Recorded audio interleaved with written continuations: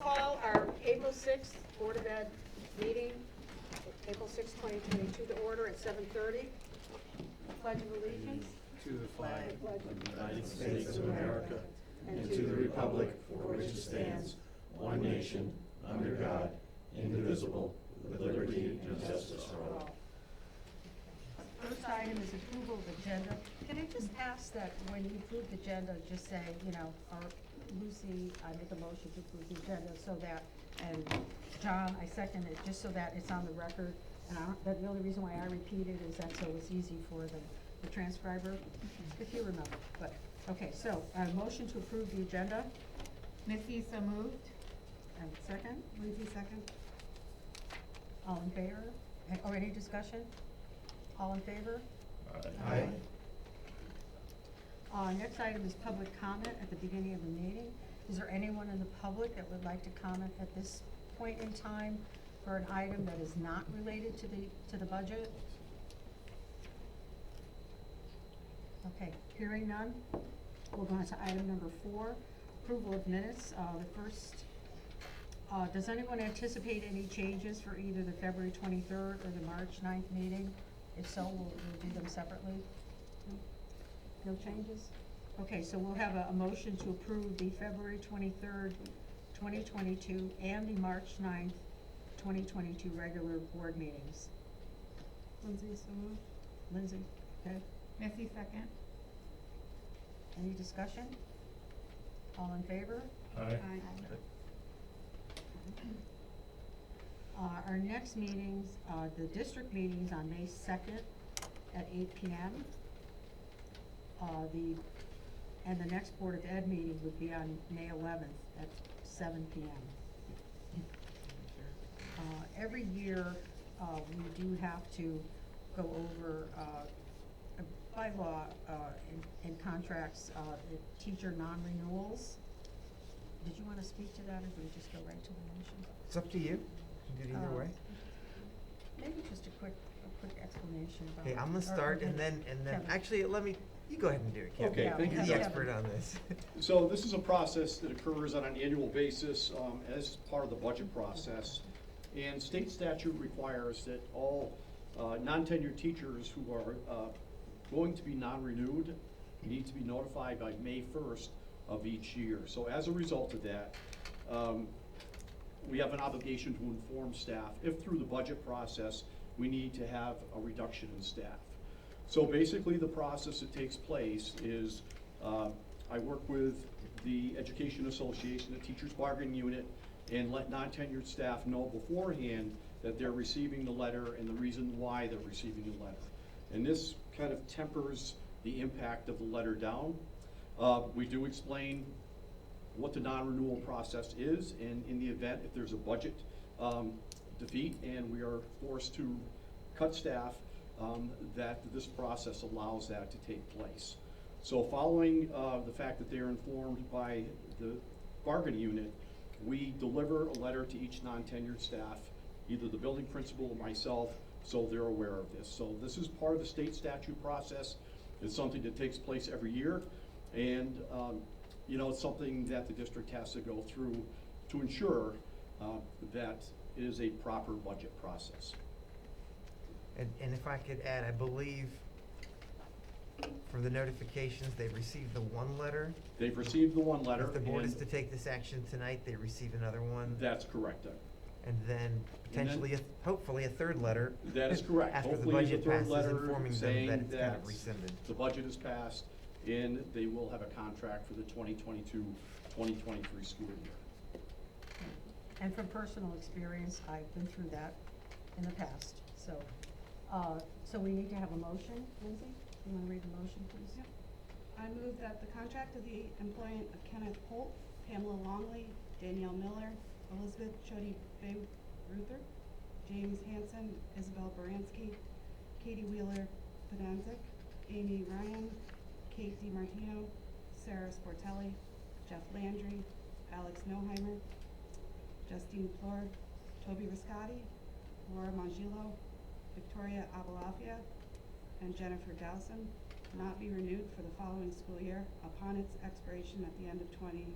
2021 to 2022 school year, and that the superintendent of schools is directed to advise each of the persons in writing of this action. Do I have a second? Second, Missy. Any discussion? All in favor? Opposed? So the motion passes. Our next item is committee reports. We're going to start with student achievement meeting, which was held on March 23rd. I'll speak on student achievement really quickly. Corey's not here tonight. She's listening from home. But she did a wonderful presentation on our literacy coaches for the district. It's something that, Lucy and I sat there and we were so beyond impressed by the slideshow that they presented that night. It is something that I do want to get presented onto the district website and get out to people, because we really feel it's incredibly important. But I know when she's back here, she'll speak on that as well. The focus was largely on the younger learners as well, and just Yeah. trying to be proactive in the early years, just to reach them before, we then say, wow, they're a lost child. And that was really impressive, and I think that's an initiative that we would continue, and it'll benefit them for the rest of their career here in District 13. There was also a focus on a specific process that they're using, the Orton-Gillingham method with these children, with all of the children. It's a learning, a program, I guess you would call it, that's been around, process that's been around for a long time. It's basically been in the realm of special ed, but they are now expanding it out because there's a lot more benefit to it for a lot of students. So, and I'm not familiar with the actual process, but I'm familiar with the name. So, and they were talking about training. We have a couple of teachers that were actual trainers, and they're going to be working with that with the rest of the staff. So it's really exciting. I believe if I'm not mistaken, I think we have 25 that are trained within this OG process, Yes. right? Yes. Is that the number? Right. We have a much 25 more teachers. powerful tool to use to identify children with dyslexia, which is a lot more common than we realize, and they didn't have any ability to identify it 30 years ago as well as we have today. So we have a lot of powerful tools, I think, to really start the kids off right from the beginning, for sure. Okay, any other comments from anyone who's there? Okay, No. You have anything? No. our well-being committee meeting, there are actually two, so I'm sure you'll split up your comments for the March 16th and then the April 5th. Sure, we had two meetings on well-being. The first one was more about the issues of race and discrimination, bullying we had. We went over the policies, we went over some actions that were recommended. A number of students spoke about their needs to deal with some of these issues. And we had a lot of comments from the various people and young kids who were affected.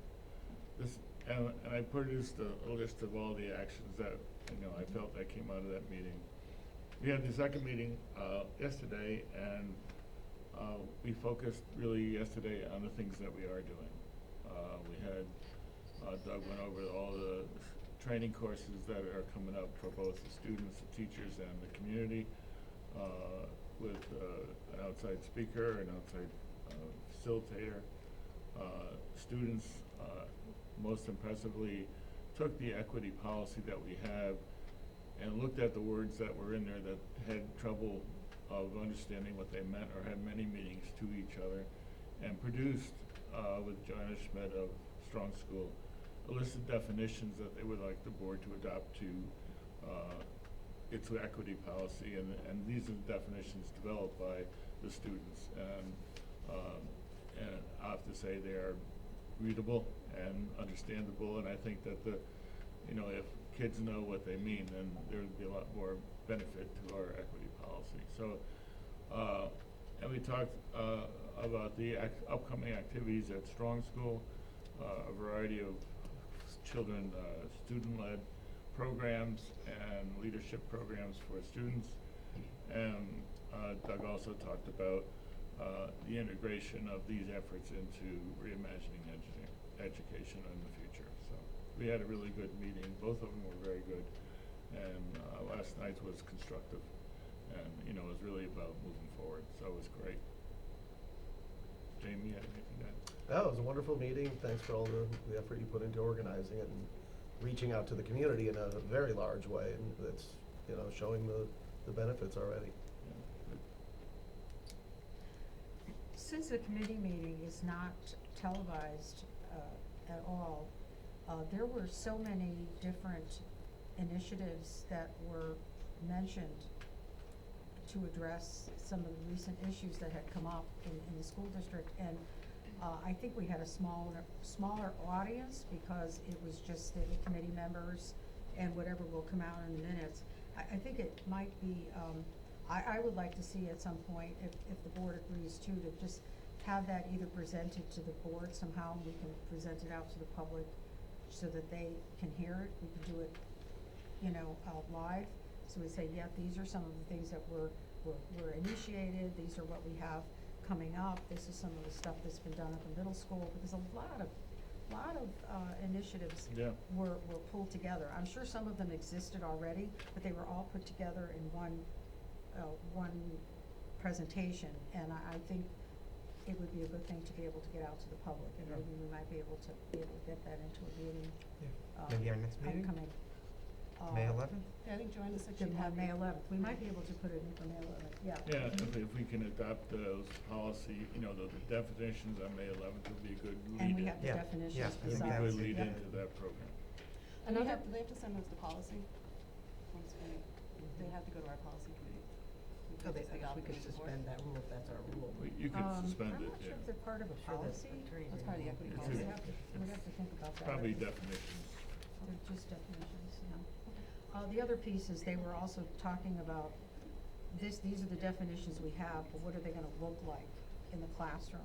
How are they gonna be put into practice? And it's interesting to note that even, I think, within the curriculum that we have now, many of these areas are already touched on. We talked about cultural, understanding cultural differences, and the history program in the 6th grade is exactly about world histories and world cultures. So there's a lot of stuff that already exists that we don't have to turn around and try to figure out how to make it happen. Yeah, we wouldn't So- be doing the implementation part. Pardon? We wouldn't be doing the implementation part anyway, we'd be doing the Yeah. visioning Yeah. part, and, Right. yeah. No. So, okay.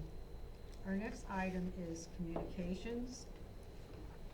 And between the last meeting and this one, there were quite a number of communications. So instead of listing them individually, I lumped them together by topics.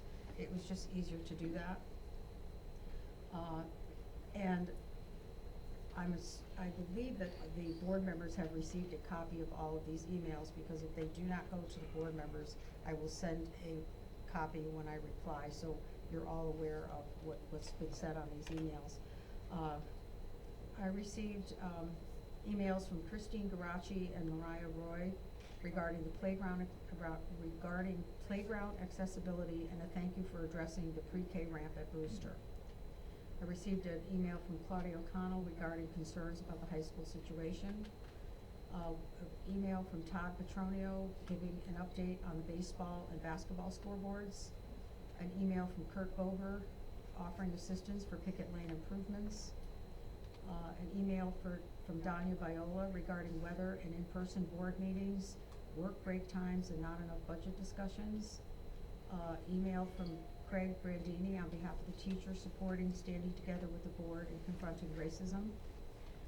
The following people expressed comments or concerns about Lyman, about the board's legislative resolution, about not being in favor of closing Lyman, and offering suggestions for Lyman going forward. Linda Gittner, Lori Fusco, Sarah Hofford, Jenny Shepshek, Jennifer Tomer, Samantha Ediger, and Danya Boyola. The following people expressed various comments or concerns about racism threats, issues regarding racism in schools, questioning specific racism initiatives in the schools, suggestions for various ways to address racism, including restorative practices, and that was from Catherine Ferlini, Maya Perry Liss, Janet Llewellyn, Ann Cassidy, Bronwyn Cummins, Chad Redditt, and Michelle Cohagan. Received an email from Chuck Stengel with budget cut suggestions. one from Leslie Paoletti, supporting our efforts to address combating racism. And Cheryl Gonzalez, outlining middle school opportunities for creating an inclusive and caring community. And I sent a thank you to Ms. Bowman and her pastry and cake classes for the delicious goodies they provided to celebrate Board Appreciation Month. A lot of emails. Does anyone else have any other communication? No? Great. Hearing none, we are now down to item number 9, which is to adjourn for the public hearing, and it's, what's the time is it now? 7:46. Do you think we should consider going to item number 12? Okay. But I'd like to ask the board if you would consider skipping down to item number 12, which is new business, the healthy food certification vote. If we can take care of that before we move on, take a little break. Okay.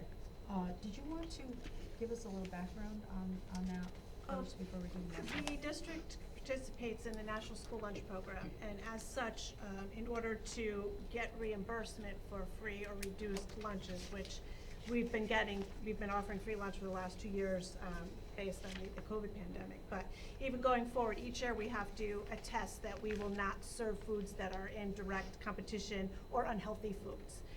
And that we have to serve certain varieties of foods, and also we can have exemptions to when they're served. So they can't be served within school hours, they can't be competing with the lunch program, but the exemptions could be a basketball game or a fundraiser or something like that. And it's foods and beverages. So each year we make this, we adopt this policy that we choose to participate so we can get the reimbursement rate, but with exceptions as we find appropriate. And we have 2 motions to that effect. We'll have Lindsay make the first motion. Make a motion to approve the healthy food options pursuant to Connecticut General Statutes, Section 10-21(5)(f). The Board of Education of Regional School District 13 certifies that all food items offered for sale to students in schools under its jurisdiction and not exempted from the Connecticut nutrition standards published by the Connecticut State Department of Education will comply with the Connecticut nutrition standards during the period of July 1st, 2021 through June 30th, 2022. Nope. Yeah. That should be 22 to 23. July 1st, 2022 through June 30th, 2023. This certification shall include all food offered for sale to students separately from the reimbursable meals at all times and from all sources, including but not limited to school stores, vending machines, school cafeterias, culinary programs, and any fundraising activities on school premises sponsored by the school or by non-school organizations and groups. Okay. Can I have a second for that motion? I'll second it. Second John, from second. John? Okay, any discussion? All in favor? Aye. Opposed? Okay. Abstentions? Okay. The second motion? I make a motion to allow the sale to students of food items that do not meet the Connecticut nutritional standards and beverages not listed in section 10-221Q of the Connecticut General Statutes, provided that the following conditions are met. 1, the sale is in connection with an event occurring after the end of the regular school day or on the weekend. 2, the sale is at the location of the event. 3, the food and beverage items are not sold from a vending machine or school store. An event is an occurrence that involves more than just a regularly scheduled practice, meeting, or extracurricular activity. For example, soccer games, school plays, and interscholastic debates are events, but soccer practices, play rehearsals, and debate team meetings are not. The regular school day is the period from midnight before to 30 minutes after the end of the school day. Location means where the event is being held. And a second? Second, Missy. Second, Missy. Any discussion? All in favor? Aye. Opposed? Abstentions? Okay, motion passes. Okay, at this point in time, we're gonna adjourn this meeting and wait for the 8 o'clock, so we need a motion to adjourn for the public hearing on the budget at 8 p.m. Lindsay, so moved. Lindsay? Missy, Second. second. Second. All in favor? Aye.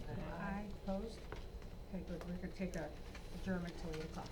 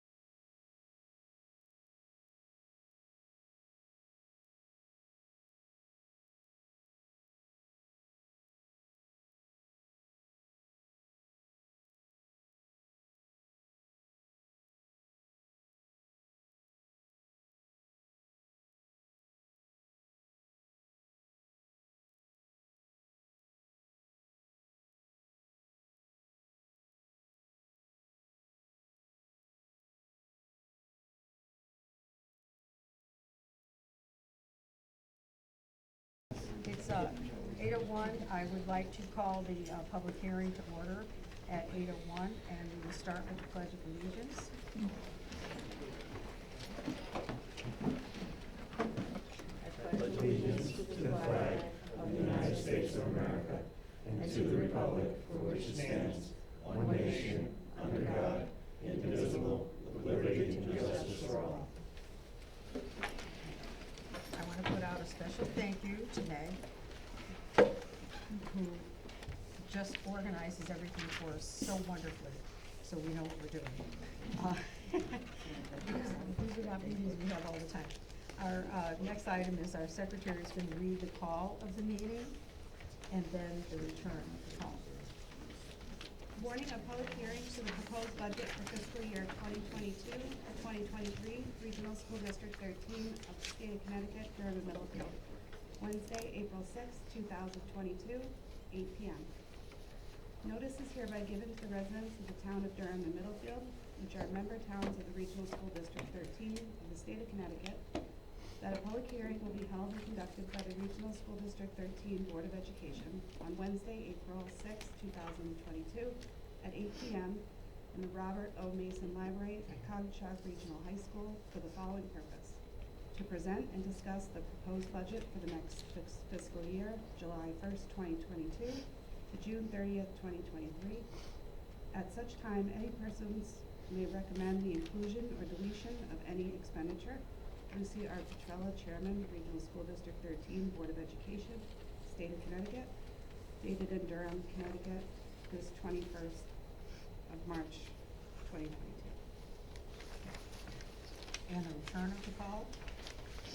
Return of the call.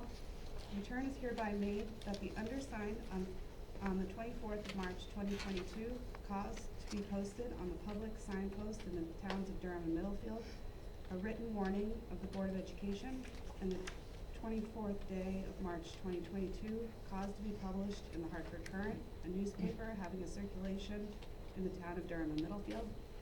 A like warning of the public hearing on the education budget to be held the 6th day of April 2022. Lucy R. Petrella, Chairman, Regional School District 13, Board of Education. I'm going to take a few moments to present our budget. I booby trapped you. I believe that. Sorry. There we go, thank you. So hard to move those chairs, the wheels are nice. Okay, this is the fiscal year 2023 Board of Education proposed budget as of 4/6/22, public hearing. The gross budget, the proposed gross budget from the Board of Ed is $38,489,206, which represents a 3.96% increase. The net budget is $37,008,549, which represents a 4.34% increase. This chart shows the town assessments, and it's important. There's going to be some really important information on this. Let me see if I get this pointed over. The top number, we'll take Durham for instance. Durham's percentage is 64.5% for the upcoming budget. Looking at the $37,008,549, factoring in the budget percentage for Durham gives them an amount of $23,870,514. The ECS grant, which is subtracted, is $3,174,726. So the proposed net cost to the town of Durham for 2022-2023 is $20,695,788. Last year's net cost to Durham was $20,507,377, which is a proposed increase of about $188,411. Looking at Middlefield, we're starting with the same amount. Last year's budget allocation was $13,138,035. Middlefield's percentage is 35.5%. The minusing the ECS grant, which is $1,888,165, which leaves a proposed net cost to Middlefield of $11,249,870 for the 2022-2023 budget year. Last year's net cost to Middlefield was $9,960,300, which means that Middlefield has an increase in this proposed budget of $1,289,570.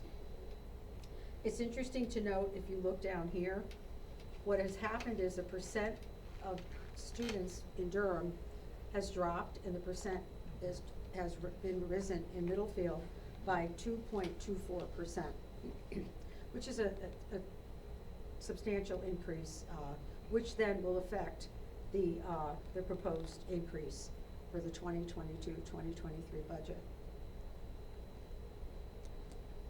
Our average pupil expenditure over time, yes, it has been increasing, but one of the things, and we have a comparison here of the state averages as well, and this is our final figure now for what's projected for 2022-2023. You need to keep in mind that even if our budget stayed at 0 forever, that number, that per pupil cost, is still going to go up because the number of students are going down.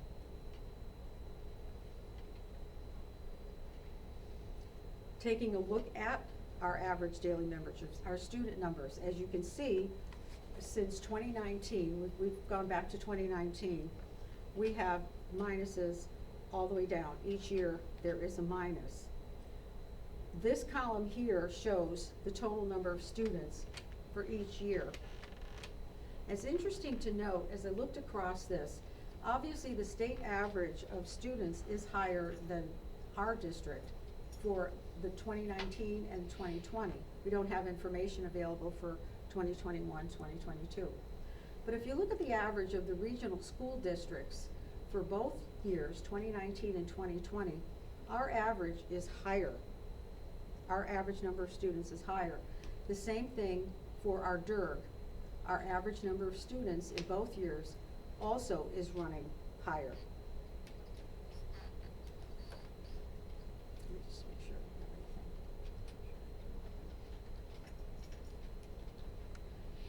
everything. A question comes up as to the enrollment projections from Malone and McBroom.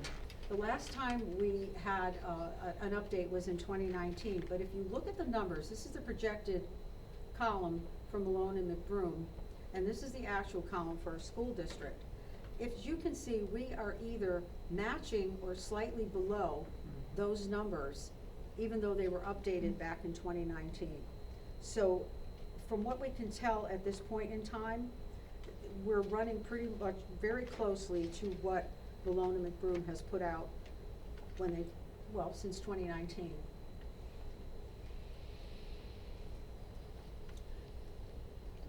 Sorry. Am I going back? Did I go forward too far? Okay. So what is driving the increases? Obviously, we're looking at, oh my God, I keep hitting the wrong button, I'm sorry. It's the first time I've ever used this. Okay, we're taking a look at the salaries.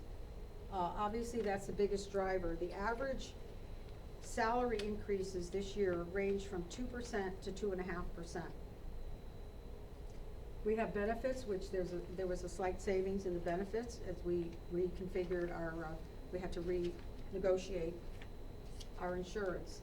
We have a slight increase in purchase services, buildings and grounds, operating services, supplies.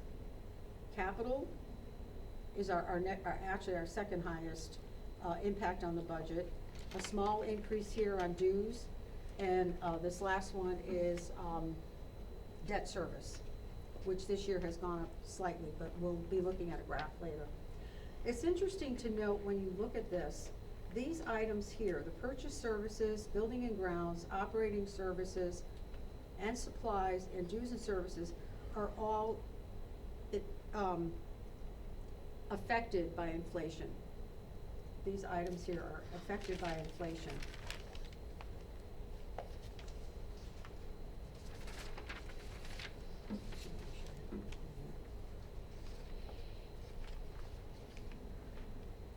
Going back to the enrollment, there's always a question, we're losing students, should we be losing staff?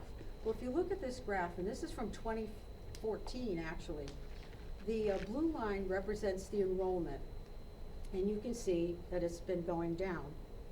If you look at the orange line, which represents the certified staff, that line has also been going down.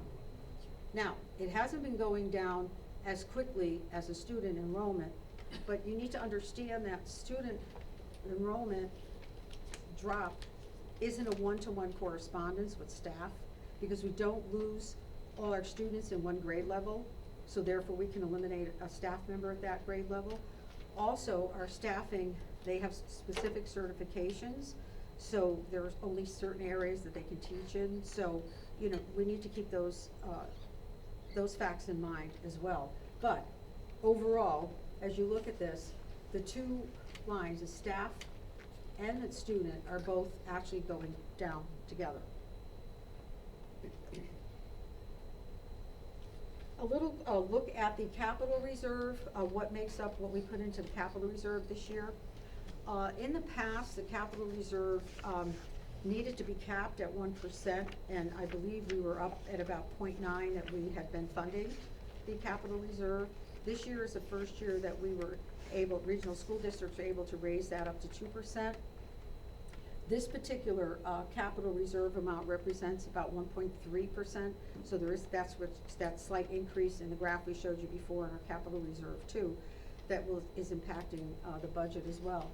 And the items we have is we have a turf replacement, unanticipated building maintenance, repair and maintenance, brick repair replacement at Strong for $80,000.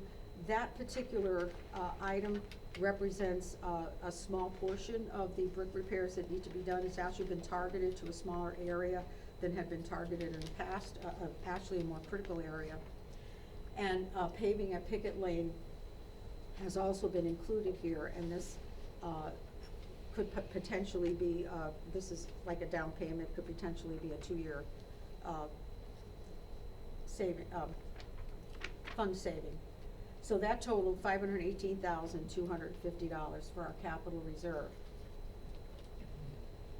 Taking a look at our debt service, which I mentioned before, the blue lines represent our existing debt service, and you can see that within 3 years, by 2025, 2026, that debt service, that existing debt service is going to be paid off, which is going to leave the orange blocks, which are the $6.9 million bonding that we put in for capital improvements.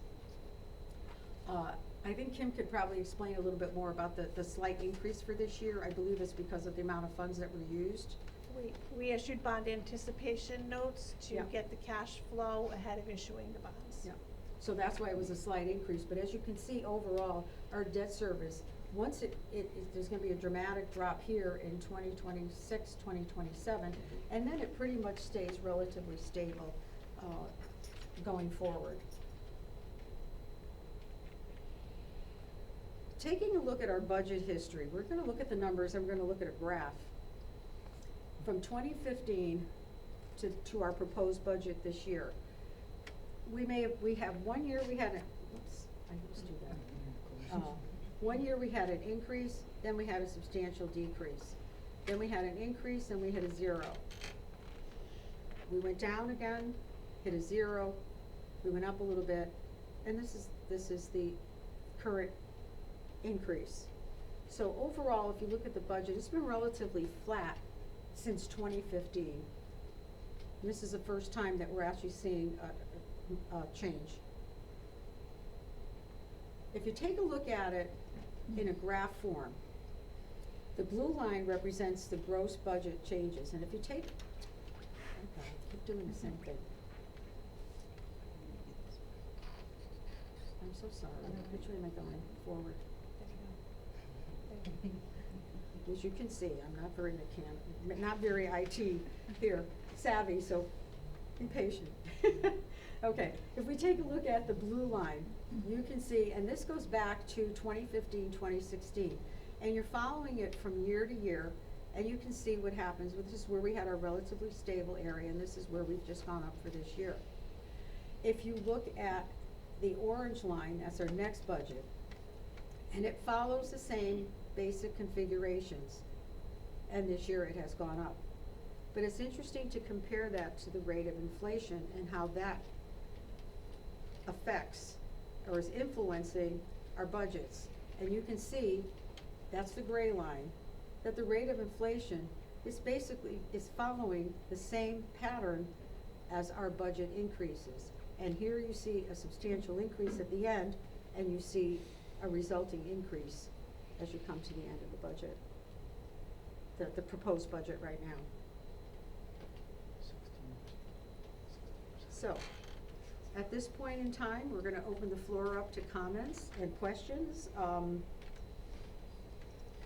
Please come to the mic, speak your name and town clearly.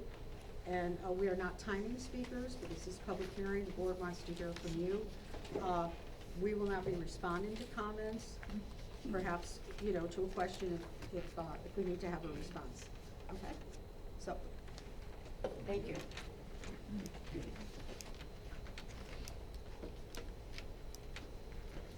Good evening, my name is Michael Skelps. I'm the chairman of the Middlefield Board of Finance. And I'm here to read a prepared statement from our board, which has been endorsed by all of the board members. The members of the Middlefield Board of Finance do not support the proposed budget for Regional School District 13 for fiscal year 2023. This budget would increase would add $1.3 million to the budget of Middlefield, a school-related increase of $594 per year to the average household. We view the 3.96% increase in the gross school budget as unacceptable, and we believe that the Board of Education has not taken all the necessary steps to control spending in the face of declining enrollment.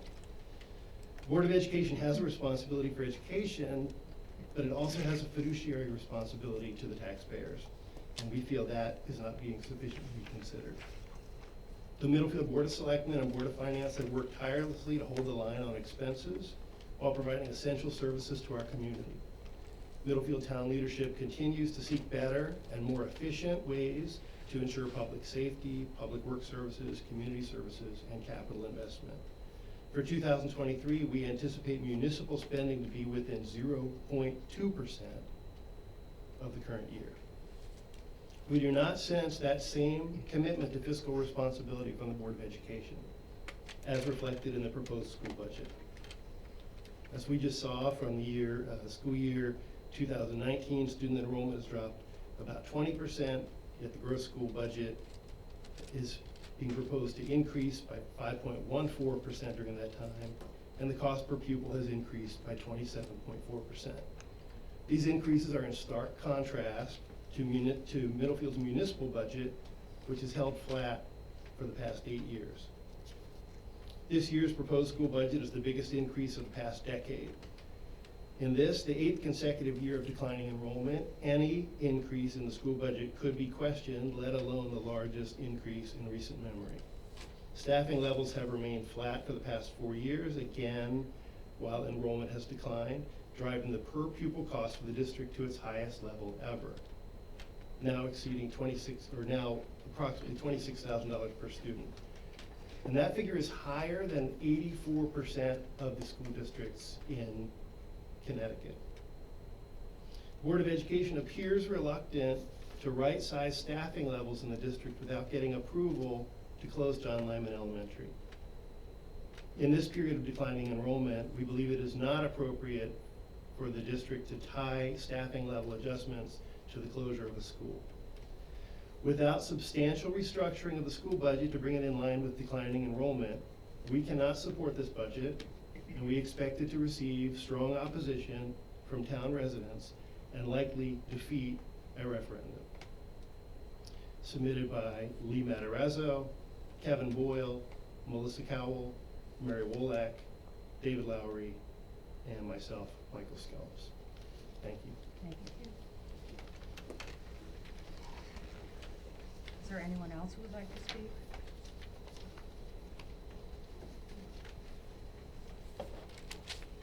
Carl Stout, Durham. I'd like to echo Mr. Skelt's comments, support it 100%. And I'd like to address one specific item in the budget. That's the proposed building across the street from the high school with various labels. Couple of labels, storage building, shell of a building. There is excess space in the high school and Corn School that could be used for storage. Another couple of labels for that building. Field house, high school stadium project completion. The goal for this building is to become a fully functional field house with electrical systems, sinks, toilets, water heater, and heating system. The maintenance of the structure and custodial staff to take care of the building will add substantial fixed costs to all future Board of Ed budgets. This building would contain the same facilities that are presently in the high school across the street. I think building this structure should be considered a want, not a need. For instance, the road to the high school, Pickett Lane, needs to be completely rebuilt. Any monies allocated to the storage building / field house should be allocated to Pickett Lane rebuild. Slab protection has been mentioned as a reason to build the structure. Slab protection can be done with a sealer for $2,000 to $4,000. A structure to cover the slab is going to cost $350,000 to $450,000 or more because of the present situation with the supplies in the construction industry. This does not include any bathrooms, heating, electrical systems. A fully functional building is only part of the end game. Once the building has all systems in place, bathrooms, heat, hot water, electrical systems to support lighting of the field, the goal is to install field lighting to facilitate the playing of 4 or 5 night games of a sport that RSD13 has to depend on other schools to have enough athletes to play. Per pupil costs for RSD13 are some of the highest in the state.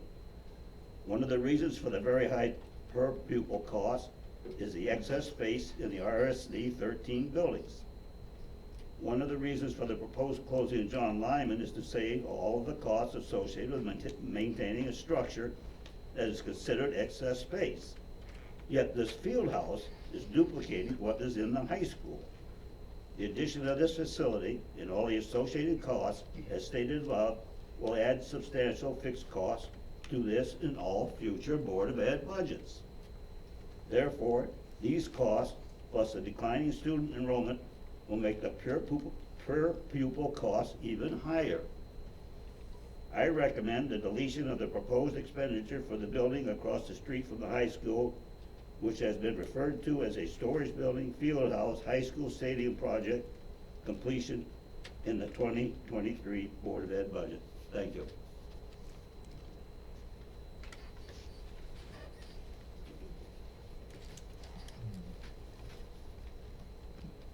Hello, Mariah Roy. You can take it off. Oh, thank you. This is just great. Mariah Roy, Durham. I would like to echo the 2 speakers before me. Yes, Michael? Yes. I don't think we were thinking of our neighbors in Middlefield upon proposing this budget. Their tax increase is going to go up significantly, and I don't really believe that we're promoting keeping the students in district if we're going to increase the taxes of our neighbors here. That's just going to drive potentially more students out of our district. As far as the capital reserve costs, I was surprised to see that we're going to be redoing the turf for $13,250. I was just curious when that was initially put in and what the reason for replacement of the turf was. And additionally, to echo what Carl had stated about the structure, the storage shed, the field house, I'm not really sure how it's being referred to, but I'm curious to know if the $180,000, that seems to just be scratching the surface on what the overall cost is really going to be, because I don't think that's going to overall encompass what the real end goal is. If we're really trying to bring night games, that's going to include the cost of stadium lighting and a bunch of other assets that are going to be needed to be in the field house. And I'm curious about how many bids we've gotten for that storage shed and if the original bid we've gotten is still an actual possibility, or if 180,000 is just a factitious number at this point. And I would also like to know if the public can be made aware of what other bids were actually considered, and if we're starting with 180,000, I think it's fair for all the residents to know what's the actual cost going to be in the end, because 180 just seems like it's merely scratching the surface. Thank you.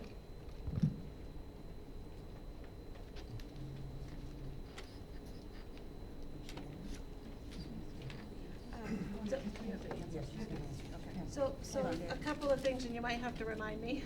A couple of the questions, I'll start with the turf. That's actually been in the capital reserve budget for, I would say, 7 years. It started before I came to the district. And it really was the way a capital reserve is supposed to work, where you put a portion of the funds each year so to save up, so that when you have to do the project, you have the funds saved.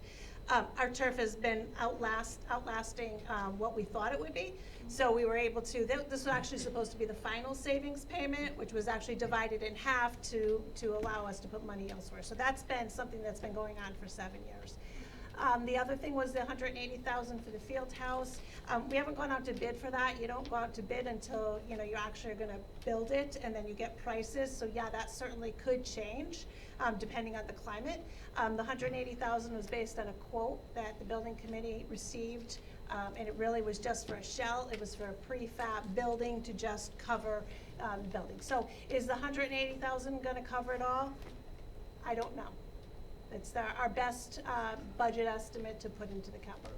I mean, it's not capital, to put in for the equipment for that. Was there another one? No, but that's just the starting point, right? That doesn't nearly encompass the end goal of what the field house is. Correct, that would just be a structure over the slab. But there's been discussion of having the booster clubs pay for portions of what's going to be in it. Part of it is that slab is only gonna last for so long, and if we don't do something soon, then we'll have wasted all the money that has already been put in. And the sealant, even within, I believe that Carl said, that's the sealant that would go after we ripped out all the piping. So that would be the loss of over You $300,000 can put the sealer on with the piping, so.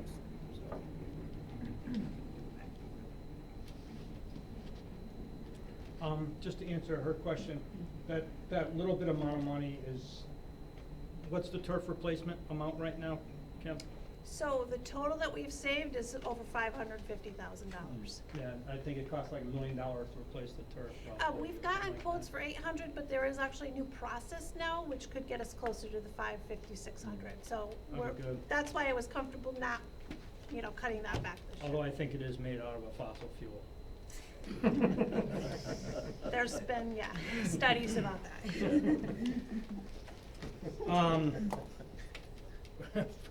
First, let me begin by saying that I'm David Lowry. I'm the longest serving tenured volunteer in Middlefield. I don't even know how many years I've been on the finance board at this point, but I know it's far more than a decade. You were 7 when you started, so it was like Don't know about that. I could rival you Well, on different boards. Yeah, it's 25 years at least. Sorry. Let me begin by thanking you all for your service on the Board of Education. You get paid the same amount that I do on the Board of Finance. Nothing. 0. I double my salary every year on that budget. The last 2 years, I understand, have truly been a challenge for everyone having to do with COVID. And I think that, right now, this budget faces a turning point where we as the two communities need to address things that we can do today to create efficiencies within our school system. I think that the $26,000 a student is out of line. My son's probably gonna go to a college for less than that, including room and board. He eats a lot. I was looking at, in a small statistic for Carl, who is always a fixture here. Just as a point, Durham is down almost 80 kids in this year's budget, which if you multiplied it out times the $25,000 or $26,000 a student, really the cost to Durham is down $2 million. Your budget's going up by $188,000. I don't think that's a deal. for Durham. But I really believe that in a lot of ways, this is a situation where previous administrations and previous boards of education have kind of kicked down the road for the last 5 years. I understand the educational value. I'm also a parent of 4 children who have gone through District 13, and they have excelled. But the problem that exists is that, like the Malone and McBroom, we had the data knowing that we're gonna be losing this 5% every year. We needed to have a plan in order to contract the labor number anyway. Okay? When you get to a 20% difference in students, which is 300 and change, 300 plus students, with no contraction of labor whatsoever, it really is a hard sell to the common person to understand that. And one of the things I do as a Board of Finance member is I go out and I talk to my neighborhood. Luckily, it's a nice flat hill. And we discuss budget things, and we discuss, and I throw out, do you think it's okay for us to have the same amount of staff for 300 less kids? Nobody said yes. Because some of them are on fixed income, some of them are retired, some of them have kids. But they also look at the fact that if you have too much staff, you might not have money for the field house building, or you might not have money for maintenance at a school, having to do with some other capital need. I think that going forward, there needs to be a continuing plan having to do with contracting staff, looking at an overall, I mean, at my workplace, we look into 2, 3, 4 years out, and it's a beer warehouse. And we're looking at needs and staffing, what we're gonna need for drivers, and what we're gonna need all the time. And I actually work on the union side, so I'm dealing with management on a daily basis. And I think that that's what this board needs to do going forward, is that we're gonna continue to have this precipitous loss every year of 5%. So we're gonna have to think about what we're doing here. The other thing is that I really think that we need to have one grade under one roof having to do with D13. We cannot support 2 separate elementary systems. And the optics of allowing people to choose an elementary school, even now, they believe there's 2 programs. They wholeheartedly believe there's 2 programs. And I've existed with, I'm up to, 48 years of the 2 program system. And the way that the 2 teams don't really interact until they get to high school and things like that. And I've never been for the 2 program system. And Ms. Adams over there has heard plenty of rant about that. I think that it comes down to properly utilizing labor. And I think that it will bear more benefit to other parts of the system. Doug wants to do the reimagine thing, but you're gonna need a whole bunch of different supplies. You're gonna need a whole new curriculum. You're gonna need a whole lot of things. But if it's all on that one line item, which was $700,000 increase, where's that money gonna come from? And I can't sell at this point the $600 per household increase, which will be more for me because I know how to swing a hammer, but I can't sell that to my neighbors. I walk my neighborhood and I talk to them about what their taxes are gonna do.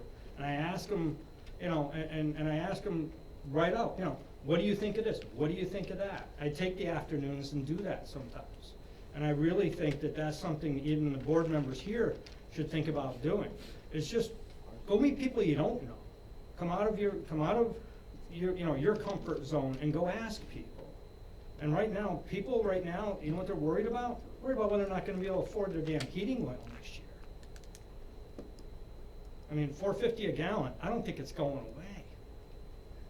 It's $1,000 for a tank of oil. And I hope you guys on your budget have increased stuff, because we're looking at our budgets right now and we're seeing it. The other thing is that, once again, the 2 elementary systems, okay, I have kids from the top of the hill where I am in Middlefield go all the way down to Brewster. And there's kids from the low end of Durham that go all the way up to Lyman. There's no efficiency in that. It's madness. If we're gonna try to be efficient, we're gonna try to teach, and we're gonna try to actually teach our children how to be efficient and more green. That's the worst example we could ever have. And, you know, I just implore you to come up with, come up with a long-term plan and a short-term plan having to do with how to address this stuff. And I reiterate, our whole board last night signed on to that letter from Mr. Scalps. We are of one mind. And we know what we're up against. And I'd rather not have a referendum fail and then we're gonna do something. Because we're just wasting time with the referendum. We're wasting energy of people who have to work the polls. We're wasting a lot of energy that can be put towards more positive things. So, thank you. Have a good night.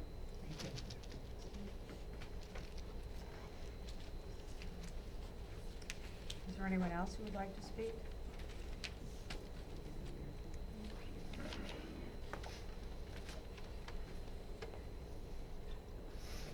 My name's Rick Farmley. I live in Durham for 78 years, minus the 2 I was in the service.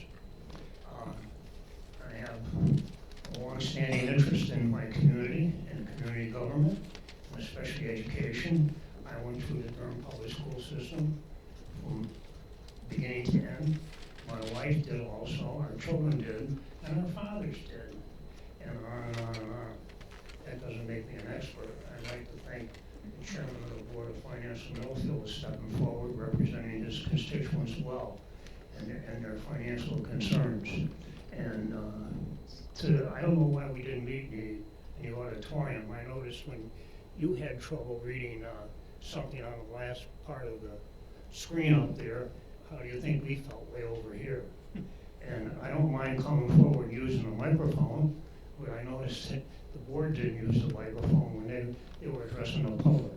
Yeah, You know, the high school has a dress rehearsal Yeah. play that's coming up, that's why. As far as the field house goes, when we had the meeting on building the athletic fields, it was suggested at the time that, maybe it was indicated that somebody might come forward and fund that.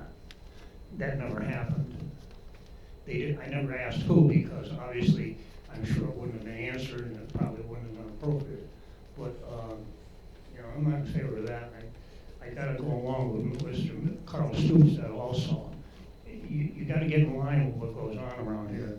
I remember the early years of my going to the district board of education meetings and the budget was going up, and they said, well, the enrollment's going up. Well, then one year the enrollment didn't go up, but the budget went up anyway. It's a considerable sum of money, and I don't see a lot of oversight on the finances. So we have meetings in the town of Durham, and I imagine Middlefield also to decide financial issues during the course of the year and other things. What we're voting on here is a gross appropriation, and I don't know how, I'm not sure how the mechanics of the transfers go internally, but I know at one time they were having end-of-the-year transfers approved in the Finance Committee on the Board of Education, and because Dave Montgomery and Laura Francis, I looked into it, and it had to come before the full board. The town government, that comes before a town meeting. Also, at the town meeting, we're empowered to reduce any line item in the budget by any amount we want. The culvert replacement on Pickett Lane, when's that taking place? Starting this summer. When? Starting this summer. Okay, there shouldn't be any paving done on that road until that project's complete. Correct. None. And I would hope it will go out to bid. The other thing I heard from a resident who's a little more familiar with the mechanics of the budget than I am was and I don't recall the figures he quoted, but apparently the board has authorized the administrators to make certain expenditures up to a certain amount without going to the board. I'd like to see that amount reverted back to a lower number, because it, I I just read it, I think it was at Yale, an administrator down there was buying products, technology products, and then selling them. Just caught up to that individual, and it was amounting to a lot of money. The other thing is, I don't know if the mechanics of the state allocations have changed, but many times, especially when the late David Levine was our state representative, he would come to the meetings and say, you know, things weren't decided definitely on the finances that we're gonna get from the state of Connecticut. And if that's still the case, I mean, they give you a number, your board always comes up with a number, that's the best they can get out of them, but it's not guaranteed. Is that still so?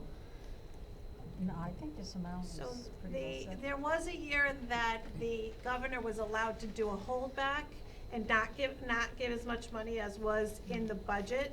However, that has been eliminated from his powers. So the ECS money that is in the budget is guaranteed. Now, most recently, the governor has actually increased it slightly in his proposed, but that doesn't necessarily have to be voted, that doesn't necessarily gonna be approved in the budget. Yeah. The residents of the Middlefield and Durham are at a disadvantage, and all the other school systems too, because even though those numbers are the best they can come up with at the time, if the numbers don't come through at that level and they're lower, we're stuck with that gross appropriation. I know when Governor Malloy made some cutbacks, Glastonbury was town government was able to dictate to the school system they had to make some cuts. The governments in Durham and Middlefield can't do that. We're at a disadvantage. And I think one cure for that would be if those numbers don't come to pass, that automatically the gross appropriation to the school should stop. So whatever District 13 or Middletown or Norfolk was going to get from the state, if they lost $300,000 from the state, the local budget should go down by $300,000 also. That would exert some responsibility on those people out there. They have a habit of starting these mandates and funding them, and then they drop the funding and the mandates continue. It's always been my theory that it might be the best way to have the mandates come through with no funding, and we'll shake them out right then and there, because once it starts, it's hard to get rid of. I guess it's like alcohol and drugs. Another thing, the fund balance is, I'd like to see some restrictions based on that, or some more input from the public when you access those funds for whatever you do. Also with the agreement that the town of Durham made on the transition the transfer of the property of Quorum School to the town of Durham, which is going to happen here shortly, I was extremely insulted, personally. And I always speak for myself. I'm not here representing any group or anybody else, okay? It's just me, Rick Farmley. I'm American, by the way, and damn proud of it. And I came to this country legally. When my ancestors came, there was no authorities to greet them or tell them they had to have paperwork. I was extremely insulted by the fact that they put in parking agreements at Quorum School. It was an unnecessary expenditure for legality of it. And the insulting part is, I couldn't imagine the town of Durham telling the school system they couldn't utilize those spaces when they had an event.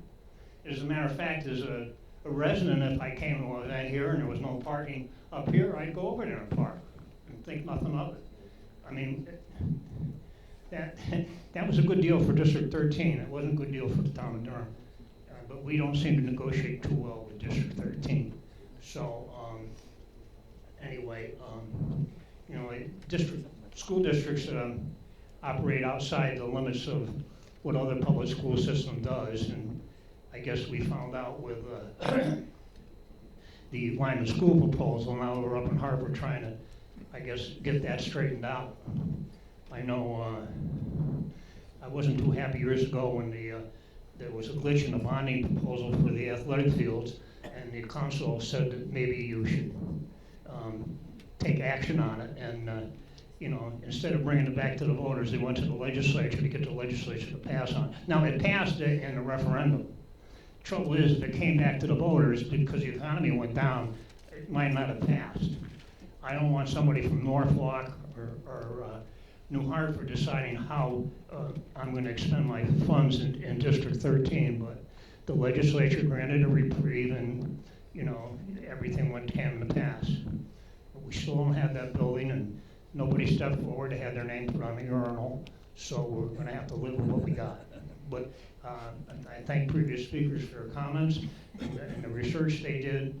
But sometimes, you know, you just have to look at something and say you just can't afford it. You just can't afford it. And it's not that we should be labeled anti-education because we don't support the budget.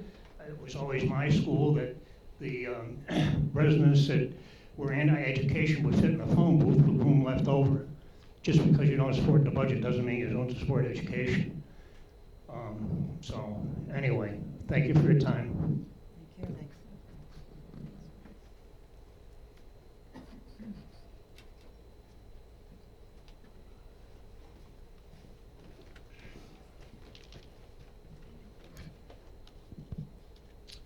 Andrew Taylor, Town of Durham. I'm just going to talk about a few things from the budgetary standpoint. And I guess kind of the two main headings or groups you could talk about for this would be process and priorities. I think one of the things that Michael was maybe alluding to throughout this budget process is that there wasn't a lot of process to it. If you look back over the last 3 or 4 meetings, 2 of the meetings got canceled. The one meeting when there was actually a work session, which I've never seen an actual vote come out of a work session for a particular thing of that import, was pretty shocking. And then the next 2 meetings getting canceled, not allowing any public comment throughout this process is poorly reflective, I think, of just the general, I think, you know, just stick-to-itness about what needed to be done within this budget. And then I think, you know, paradoxically, it may seem weird that I'm standing up here as a parent of 4 kids in the district, and I'm going to talk about cuts that need to be made to this budget. But this really is about priorities. You know, I can start with the fact that the high school student population, even this year with the drop, is about 10%. If you look over the last 2 years, it's 25%. So 430 students down to about 370. There's not been a single staffing cut at the high school.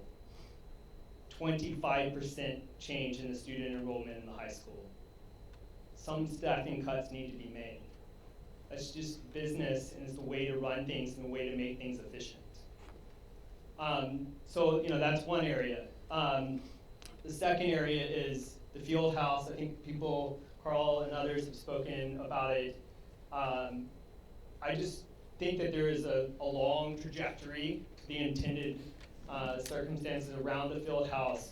That trajectory is pushing, you know, $500 to $1 million. People want to be dismissive of it, but I was back here in 2017 and 2018 and 2019 when we had public hearings around the field house, and the motivation for the field house always was putting lights on the fields and having football games with lights afterwards. So if you don't think that that is the primary motivation for it, then I think you're crazy. If you just want a building that has, you know, to storage areas, as people have mentioned, we have plenty of storage. I'm willing to lose the money that's already been spent, because the money that we're going to spend on it is a lot more than that. And then, in addition to all of that, what wasn't mentioned during this was that it actually went out for bonding and for referendum for the towns, and they shot it down big time. It was a huge vote against it. And the fact that the board would then slip it in a budget process, and you would listen to a few people in town, because it is only a few people that have spoken out in favor of it, that you would take that and then put it into the budget process and not move it out into a referendum. Sure, you want to do it, put it back out into a referendum. Put the full cost again, like it should be out there, and let people vote on it again. And I can guarantee you what they're going to do. They're going to vote it down again. So I think it's very disingenuous to put $80,000 into the budget process for that. That's not going to cover the cost. Because what they didn't mention here was that the actual company that gave the bid is gone, so they're not longer here. The cost is not 180 anymore. It's much more than that. And we all know, all I've heard is construction costs are increasing, they're all over the place. So you're putting 180 into a budget that won't even get the field house actually built. And so what are you gonna do, come back next year and ask for more for the field house? I just think you should move it out of that. And so that's that part of it. And I think those are some of the major kind of budgetary complaints within this. But then from the priority standpoint, there's lots of talk about reimagining education, but yet I see nothing in the budget to actually start to accomplish those things. You need money, and you need staff, and you need a build-up to make something so substantial, because it is a substantial recommendation and change. It would be a fundamental difference in this community and the way the school runs. You cannot do that for free. You need multiple people, and with the only task that they have is doing that, and that requires money. And yet there was no talk about that throughout the entire budgetary process. Nobody asked, do we need this X amount of money to be able to start this process? And I just find that just lacking in the priorities of moving us forward from that standpoint. And so, as a part of the budgetary process, as part of the public hearing, one of the reasons why you have public hearings is to be able to make recommendations for cuts. I'm going to give you some recommendations for cuts. Cut the field house. Cut 2 staff, at least from the high school. Cut an administrator from the high school. We haven't needed an assistant and a full-time principal for some time. We only have a high school now of 360 students. It's going to be down to 300 students very soon. You don't need 2 principal, 2 administrative staff for that.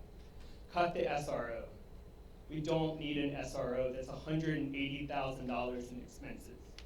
It was never the right thing to do from the get-go. It was done out of fear at the time. There was a small incident at the time that people remember. It's a cut that needs to be made if you want to start changing the budgetary process.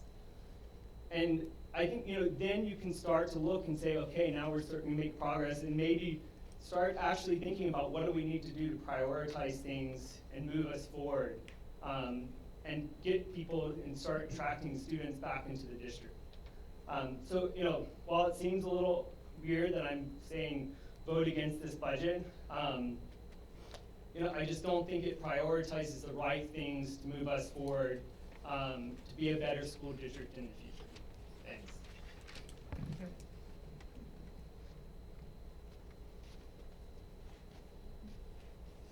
Is there anyone else who would like to speak? Anyone else? Okay, we'll give you one more shot, yes. As long as it's not too long. What's that? Rick Farmley again. I neglected to mention one of my pet peeves is football. When the program was started here at Regional District 13 after we left Vinyl, I believe it was a resident brought up the fact that we didn't have enrollment that would sustain the sport. And but we brought it in anyway, and that was 40-some odd thousand for startup costs, 40-some odd thousand a year to run it. And sure enough, as we go down the road, we're taking on other schools to run the program. But if you can get away from the cost, there's something even more important, and that's the head injuries that are acquired in football. They are accumulative. The NFL had a group of players, retired players, sue the NFL and got considerable compensation. I'm not a medical person, but I was told the only way they can determine these injuries is by an autopsy after the fact. So if the injuries start here in the school, they're just carried forward. And athletics has got out of hand at the college level. It's disgraceful that the coaches are making millions and the president of the university makes under $1 million. Terrible. And again, I want to thank these other people to come forward. I think this budget is out of place at the times. We went through some horrible times recently, but the most tragic part is all the people that lost their lives. It's very unfortunate.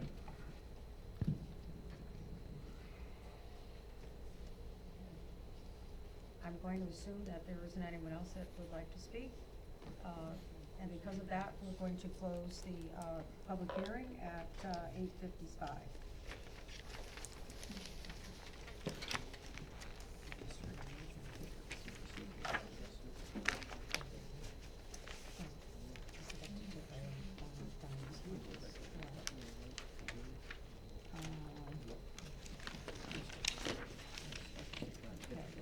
We are going to resume our regular Board of Education meeting at 8:56. And obviously, first item is a discussion on public hearing.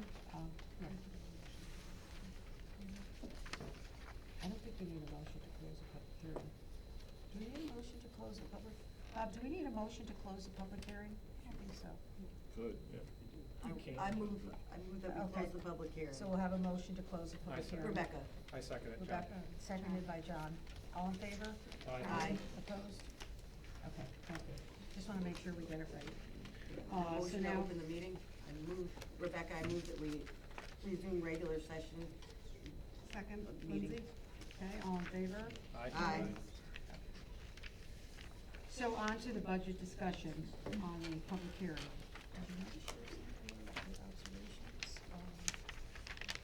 Just because you did such a good job. You were breaking it apart. You mean of what people said? Yeah. You want me to, Okay. do you want me, Yeah. I think everyone heard. Yeah. So thank you So- for the compliment. What do we have for comments going forward now that we've had a public hearing? Anyone have any thoughts, suggestions, comments? I guess I'll go. Okay, Rebecca?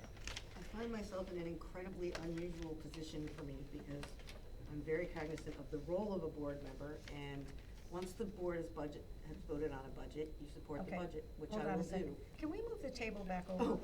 You know, you guys are like way over, they're way over. It's like the Hawaiian Islands. Sorry. I'd like to be in Kids- Hawaii. You're on a walk. Time to join the adults.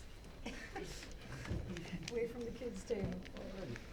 It's all right. My kids laughed about that for years. Okay, I'm sorry, Rebecca. It's all right, I'm getting used to it, Lucy. You know, we have a speaker here if you wanna talk into it. Could you come out louder? Oh, it's like the one my dad has to go with his hearing. Yeah. I think you put it around your neck. You it catch kinda us, I'm protects so it. good at using this technology. He forgets, like we walk around with it, he forgets we have it, we can hear, he can hear us everywhere. So, I of course will do what's right as a board member. You voted on the budget, I wasn't here. That's just unfortunate, it happens. But I have to say that I've got to echo some of the comments here about, or make my own comments about process and priorities. And it's because I've worked so much with boards and budgets and all of that, that I feel that I have to say that. So again, I'm very uncomfortable in some ways because I'm very cognizant of staying in my lane and supporting my fellow board members. Now certainly doing something the same way, I don't even allow my staff to come to me and tell me that as a reason for anything. So the fact that we've done the budget workshops and hearings, or that the board has for many, many years differently in the past, is not in itself a reason. But there is a good reason for doing it that way. There's a good reason for having budget workshops where we sit. I don't need to know the price of the blinds or the curtains or any of those things, but where we actually go through so that we can discharge our duties as board members. For instance, the statute requires that we as the board know and ensure that we're spending our money equitably among schools. I'm not commenting on staff. I know our staff work on that very hard. Kim does, special ed does, Doug does, everyone does internally. But that's our statutory duty as a board, to look into those things enough to know that we in fact have looked at that. So from a process perspective, it's just what happened, but I would very much like for us to, going forward, to look at having that process work differently. I also was the chair of the Board of Finance, and it's very different on the town side. It's smaller and all of that, and you're gonna have your departments come in. We spend so much time on that to have us spend so little time looking at this budget is really difficult. And it's not because I don't trust our people. I do. I've worked with lots of business officials and finance directors, and I think we have the best staff there is. It doesn't change what our responsibility is to the budget, and to have a process where we really understand, especially those of us that are newer. We have a great idea of what the cost drivers are and what those changes are, but what about everything else? So the second point is very much about priorities. We align as boards our spending. Our budget is our largest, our most important policy document. It is our policy. It drives everything. So if reimagining, now I know we have to start with the why, and I get that, so there's not a lot of what and how much. But if reimagining is our vision, we need to be clear about investing in that and how that's going to happen. So again, I have to say that we need to get clear about what our vision is. And I know there's gonna be strategic planning, and we're not there yet, but we do have to tie these things together. Our spending, our most important policy document has to align with our vision, and our strategic planning of which, whatever it is that we have. So I really just like to look at it differently going forward. You know, we're not gonna go back and recreate it, and we had a lot of distractions. We had the referendum, and we had COVID distractions, and we had masking things, all of those things are true. So it's not a comment to say, you know, anyone here they're bad or wrong. It's just that we really need to spend more time and looking at it, because how do we sell that? How does anyone sell that to anyone else? If which is what has to happen to get the budget passed. I don't want to see this become a circus. And I think we help ourselves by spending that kind of time. Thank you.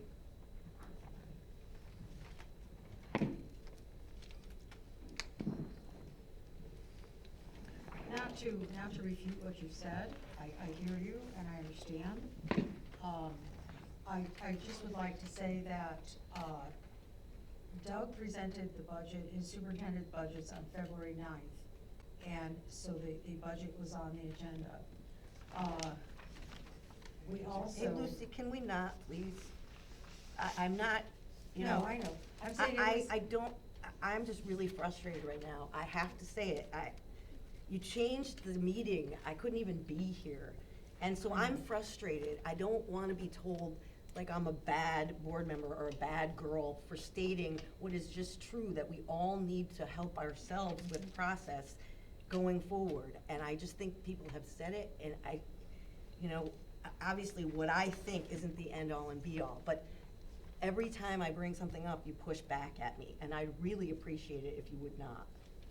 Nope, not pushing back, just putting something out. Reimagining spending in the budget, which basically addresses what Andrew had said, is that, yes, at some point, it will be more concrete. At this point, it is still in the development stages. Yeah, you want me to speak to that? Yeah, we're Yeah. not ready. And I didn't mean there should be money in the budget now. I meant that No, I as know, we but take it forward. No, but. But someone else yeah, brought it up. Yeah, It was if you brought don't up mind me by speaking someone. to it, because a number of speakers did too. I mean, I am Yeah. thrilled that people want to put resources Yeah. into transforming education fundamentally in this district.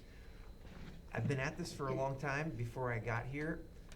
This is heavy, heavy work, and it doesn't allow you to jump into an annual budget with it. But at the budget presentation, which, again, that was a while ago, it was in February, I'll reiterate what I said there.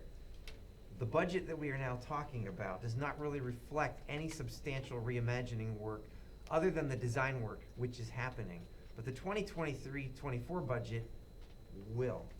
And so we're gonna keep beating this drum, but if you ask me right now, if you had $1 million to put in the budget towards reimagining, I could not ethically or responsibly earmark those funds to where I would be feeling like I would be doing my fiscal duty to these communities. And I've been part of budgets before where we say, we're gonna put some money aside because we think we might need it for this. And I think if I did that, some of you good folks would come back and say, you're doing that? And in a year where inflation is driving everything else up, but I promise you, if you can hang with us, we've got over 100 people, and many people in this room, who have gone through some of our gatherings and are now joining action teams. And we are gonna generate a lot of energy around this, but we have to get through this budget and this year. So thank you to all of you that wanna support that. I believe the budget that we have is gonna allow us to do the planning around this. And then come like next late fall, we will have a nice roadmap of what it will look like in 23, 24. And then I'm gonna ask all of you who say you support that to come help us get the rest of the community on board with that, if you're willing. So let me clarify, I just meant I'd like us to be more planful as we go forward. I wasn't commenting on there should be $1 million in this budget, or we should say that we're putting money aside. No. And I agree. And I didn't mean to argue with you. What I meant to say is we are planning, it's a long-range plan, and that's being developed right now, and so it doesn't time out with this budget. And I feel bad for that, but if you rush these changes, a community will push back, and it will be very difficult to move forward in that. So we're spending a lot of time and energy right now trying to get people energized around this. And I hear that a lot of you are, and that's awesome, but there's a lot more people out here that really don't even know what we're talking about. Thank you for letting me say that. And thanks to all of you that support that work. I've been serving on the board now for 5 years, and it's quite frustrating from the beginning. Basically, we've not been able to move forward, and we know what the albatross is. Absolutely, we cannot reconfigure grades, we cannot figure out building utilization. All this stuff has been putting us at a standstill. And there's been a reluctance to not to reduce staff because of the unknown factor. It'll be resolved soon. We will have to move forward. The good news is, during that work session, we had a pretty vibrant conversation about what we're going to do when we find out what's happening with this utilization issue. And I'm confident we will be able to move forward. We're gonna have to do it quickly. Otherwise, next year's budget's gonna be affected greatly as well. That is gonna be very, very contingent upon what happens. But there's a lot of work to be done. The good news is we have people that are engaged and want to do the work. And I think the moment we can now know how to best utilize our buildings, we're gonna seek efficiencies in a big way. The world that I exist in as a teacher, and I work for the state of Connecticut, which is not known for efficiency. But the number of students that I have in my classroom is gonna dictate my job entirely. But that actually is a good thing in some respects, because if you know that your job is contingent upon creating a good program and having students that want to be there and want to join. Now granted, I work in a trade school, so you do want to make it appealing to the kids. I have the benefit of having food and being able to create great things, and they want to be there. But if my numbers were not there, I would be gone. That is entirely the way that it is. Okay, the union says 18 students per teacher in a trade. If I don't have that, you would be gone, all right? Thankfully I have 24, and we're able to hire another person to actually increase it. The dilemma I think we face also is at the high school level in particular, as it becomes difficult to make budget decisions, we want to have an appealing program. We're really bleeding at the high school level. We have a lot of people leaving saying, we've always had that, going to Mercy, going to Xavier, but there's a lot of other choices out there as well with the magnet schools. That has not helped the situation. That's the thing that I struggle with greatly, is we need to have a program with which people want to come to Coggins-Chog and be here and have a vibrant thing, but at the same time, there's so many other draws out there. The pie is getting stretched thinner as far as, how many students are out there. There's a small little percentage. Every building is, I think, getting smaller in a lot of respects.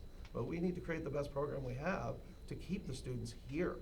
That is the big challenge as well, for sure. Anyone else? I think what we're hearing from the people that commented tonight and last meeting is that they want it to be cut more. And I don't wanna be in a position where we're just pushing it through because we're gonna cross our fingers and our toes that it's gonna pass. So, I haven't said it, I've been thinking it the whole time, but I didn't wanna be the first one to say it. We need to do what we need and what we want, and we don't need a field storage unit, and I know there will be some people who will vote no because it's not in the budget, and then there will be some people who vote no if there is in the budget. So I think we need to pick the worst evil, and that's is it 0.5%, Kim? It's 0.5%. So I know, I would rather cut that than staff. I also agree with Andrew that, I mean, this building is losing students, but I also agree with Jamie that if we cut teachers and we cut programming, then more and more students are gonna leave. I don't have a child here yet, but I have heard that there are some classes who have like less than 10 kids in it. And while that's wonderful for those 10 kids, it's not fiscally responsible. So I think people are asking us to cut more, and I think we need to start with the field storage unit. Anyone else?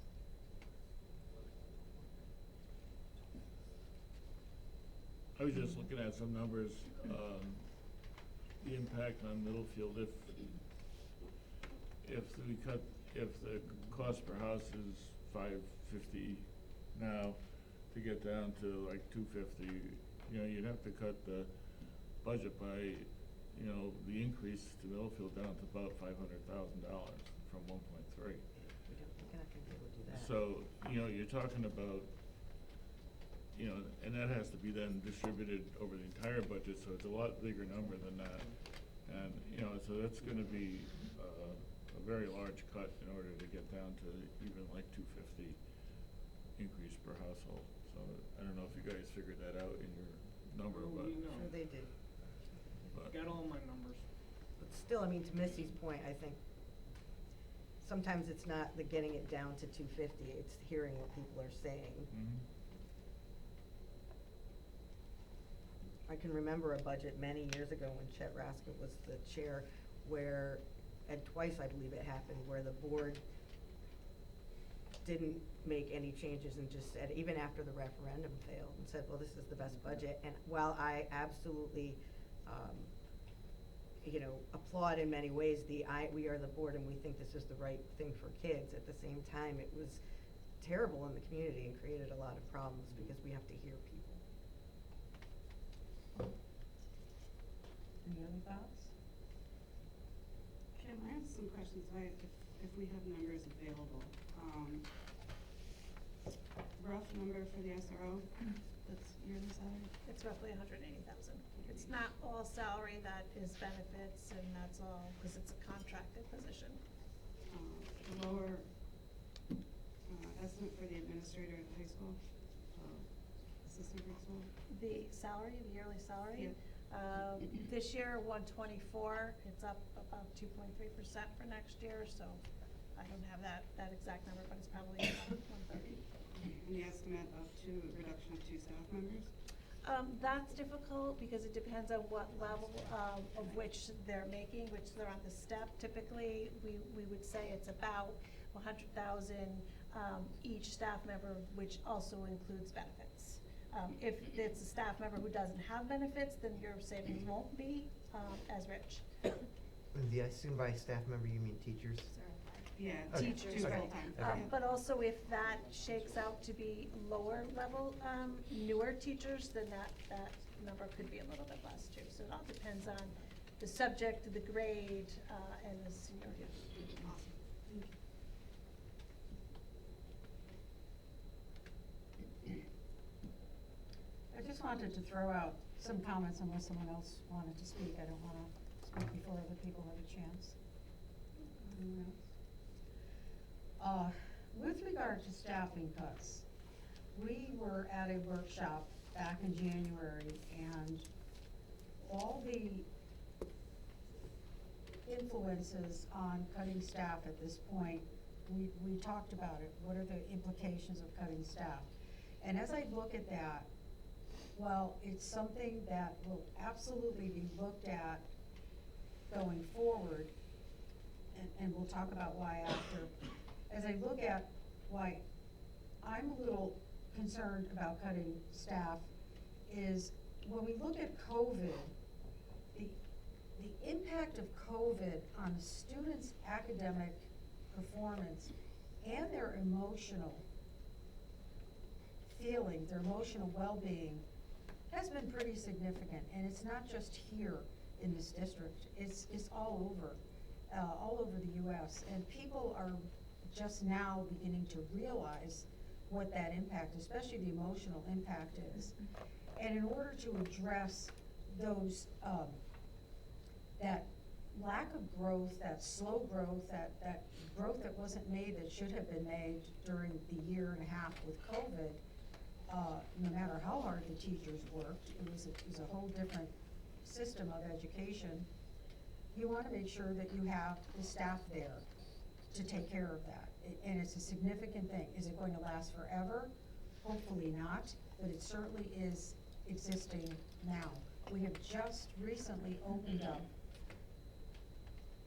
our world by removing masks. We just started to open up our world. And still looming out there, we hear the gloom and doom that there's more mutations coming down the line. The second thing that happens with cutting staff is, as I said before, the population decline doesn't happen in a particular area, so that like in a manufacturing company, you're not selling as much product, so therefore you cut staff. It's very easy to do that. But with the school population, it happens pockmarked all over the place. Yes, a significant amount of that happens at the high school, which then brings me to staffing at the high school. The more we cut staff, and part of the reason we may have some smaller classes is some of those might be electives in order to keep the students interested, in order to have the students stay into the school district. You start to cut more and more of those pieces, and the high school becomes less and less of an interesting place to be. There have been ideas that have been floated out there with different ways to increase the interest of the 8th graders to stay into the school district. They had started this year already by having the 8th graders come a little bit earlier. If we start cutting staff, we may be cutting them in areas that are really areas that they should be there, that we should have. Without having the proper input, without knowing exactly where our grade configurations are going to go, that's going to be settled one way or the other in a very short period of time. And that also was affected by COVID, because for 2 years, everything just sat. Nothing was done. This should have all been decided 2 years ago. Should have happened. We wouldn't be in this place if it had happened, but it couldn't. So we're looking at grade configurations. You're looking at trying to increase programming at the high school in order to attract more students. We have had a lot of changes in the district. We've had a new superintendent. We've had new administration at both the middle school and the high school, and we're still looking at changes going forward. It makes it difficult for administrators to come in and say, okay, I see where we need to make, where we can cut here, we can cut there, and have those cuts make sense going forward. And I believe that's why the board at the time had agreed to say, we'll put it on hold to cut staff, but there's no question we need to really get a serious look at this as we start to realign our grade levels for the following year. We start to realize how many buildings we actually have. We start to implement programs at the high school to start pulling more staff in, and we have administrators that now have at least a year under their belt, and we have a superintendent that will have 2 years under his belt. And we also look at how reimagining is going to be implemented and what kind of an impact that's going to have.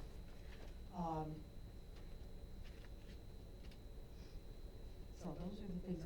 With regard to the field house, the vote that did not pass before was an $800,000 item in the budget. I personally was not in favor of that. I felt it was too much money. When this project was first presented, it was my understanding that it was going to be started and then it was gonna be picked up by community organizations, which have come forward again to say that they will pick up the cost of this so that it can be completed over time. It has sat out there for 10 years, obviously 2 of which everything just fell apart because of COVID. What I would, and I'm gonna speak for myself, I'm not gonna speak for the board, and I'm gonna put it on the record. What I would like to see is why I'm supporting the field house is because while it may not be enough to cover the full cost of just a storage building, it's a start.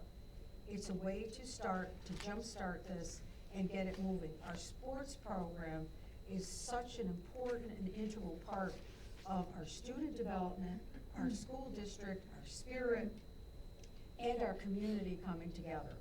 It's not just going to be a storage building, it becomes a focal point. Now, am I willing personally down the line to continue to fund, to keep on increasing? No. I would like to see it get started, and I would like to see the communities, the bench warmers and all, to start taking care of moving forward piece by piece and little by little to get this going so we can take our sports community, which we put a lot of value into, and start to consolidate and have a nice complex, because everything out, the rest of the complex is great. We spent a lot of money on it. And I think that's what I wanted to say. So, going forward, do we cut the budget? Do we not cut the budget? As I look at some possible cuts, if that's what we decide to do, I do not wanna cut capital, but the one item in capital that is really the more significant piece is Picket Lane. It is, first of all, it is not a project that is going to be completed this year. It's not gonna be even started until next year. That's number one. Number two, it hasn't been vetted. We have a couple of quotes that we've got an average, a projected cost for 1.7 million. We've also had another, possible, proposal for how to upgrade the road that is less than $400,000. So, do we need to put money into that at this point in time? I believe that could be cut, if not completely, at least cut back a little bit. So, if I think of something else, I'll tell you, but that's what just came up right now. So those are my thoughts. So, we have before us a decision to let the budget go as is, either come up with what we would like to see, an amount we would like to see cut, and let Kim, Doug work on it and see where some of the areas they can cut, or we can make suggestions as to where we would like to see the cuts. I have a question. Yes. Do we have to decide on this tonight in order to meet the referendum date? Yes. And once we vote on it tonight, we cannot talk about it. Like, we cannot advocate for the budget as Is a that the board. case? Yes. As a citizen, you can, but As individuals, we can Right. absolutely advocate for the budget. Yeah. Or not. So we do have to make that decision tonight because, we have a referendum date that's already set. I mean, I We think have time. we're taking a huge risk by not reducing it anymore when you have the board of finance of Middlefield saying we're not supporting it. That's a whole town. I'm not saying that the whole town of Middlefield is gonna stand behind them, but I think we're asking for a failure if we don't reduce it anymore. I agree with Misty. And I just have 2 questions. One to Doug. We're almost in a, not ideal, but the situation almost might lend itself, but do we need 2 administrators at the high school? You're asking me my opinion? Yeah, just opinion, or, I mean, I'm just thinking of other high schools. I really Okay, don't, so I haven't this even is, looked into this it. is my opinion. You might be sorry you asked me this. I know. But I think I kind of answered this back at the retreat when topics like this came up. This is not the time to be cutting staff. If you all had wanted us to cut staff, Kim and I were well prepared to cut staff in the proposed budget and let us kind of argue about that. And and to somebody else's point, we are prepared, and I think Lucy just made it, we are planning to cut staff in the next year's budget. I have cut staff in just about every year that I've been a superintendent because enrollment had declined. In larger districts where the cuts, you could see them more programmed to where they would come down.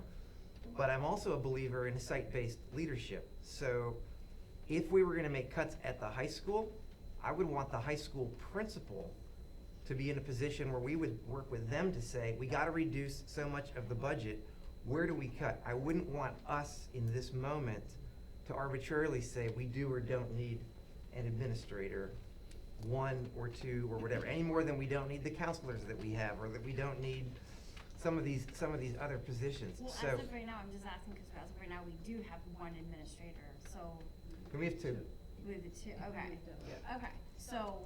Yeah, going so, into the so next school year, do let me you see answer that your we question. need I would two? say, if the enrollment declines to a certain level, I think that position will go away.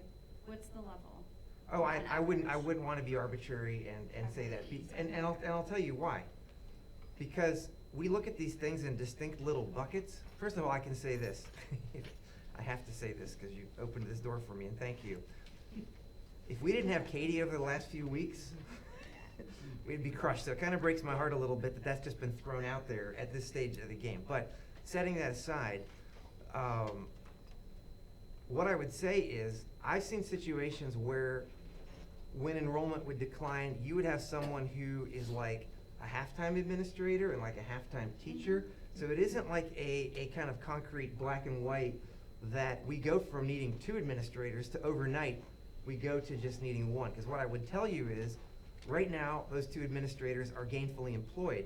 And so to just kind of pull it out at this juncture, that would just put added stress, and I don't want to speak for Craig or anybody else, on the teaching staff, the department heads, everybody else who's gonna say, oh my gosh, who is gonna do all the things that that person does? So I guess big picture, yes, I could support fewer administrators at the district level, at the school level, you know, fewer teachers, all of it.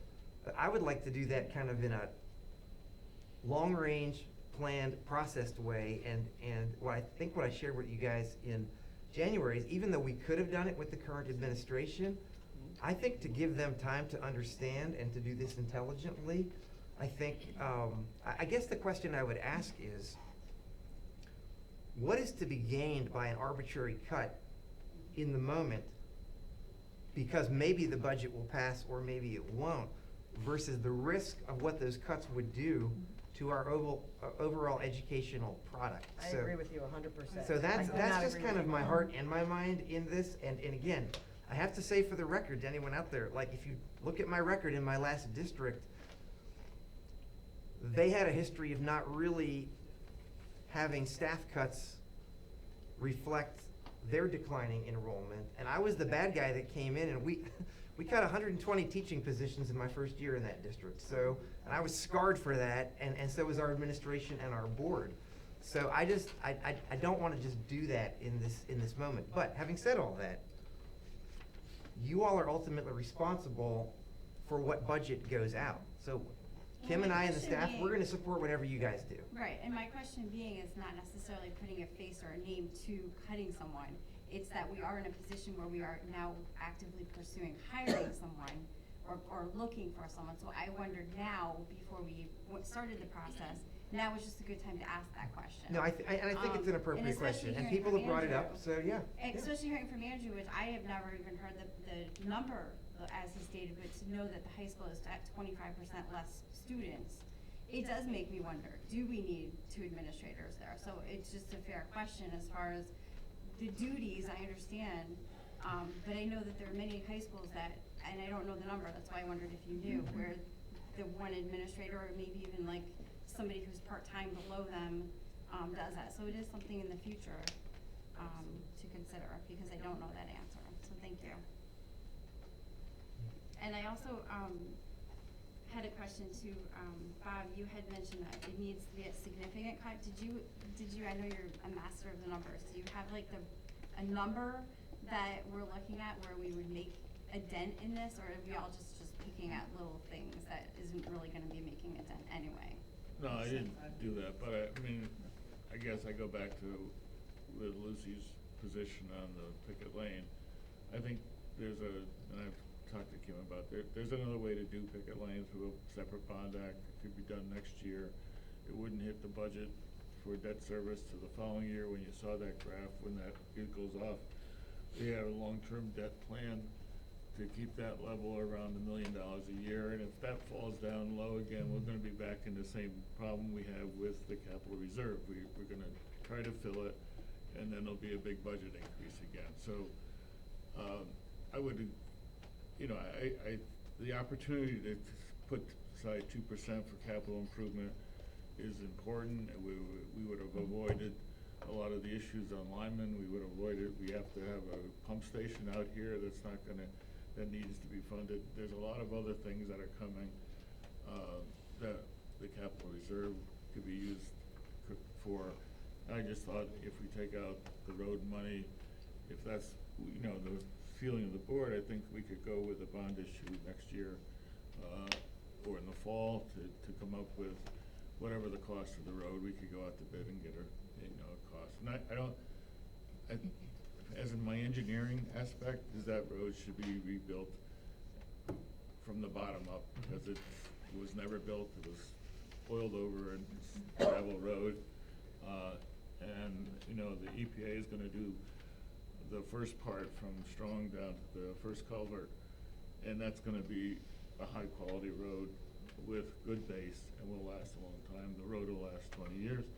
So my sense, if that's an area that you wanna cut, then I think we could accommodate the road in a different manner in the future, and have a lower impact on the budget, and we'll use our capital reserve for things that need to happen, in the school system, or over the next couple of years. And Kim and I have talked about this a lot, so, but that's, if you're gonna take it out, picket lane needs to be in our project. It can't go away. It can't be something that we ignore. It can't be a field house that we don't do. The cars are gonna sink in that road before long, and we have to fix it. So I think there's an alternate way to do that. There's a risk that a bond issue won't pass, sure. But I think there's a lot of support for fixing a road that virtually everybody in town uses, especially, the town with Strong School being a town facility shortly. Corner School,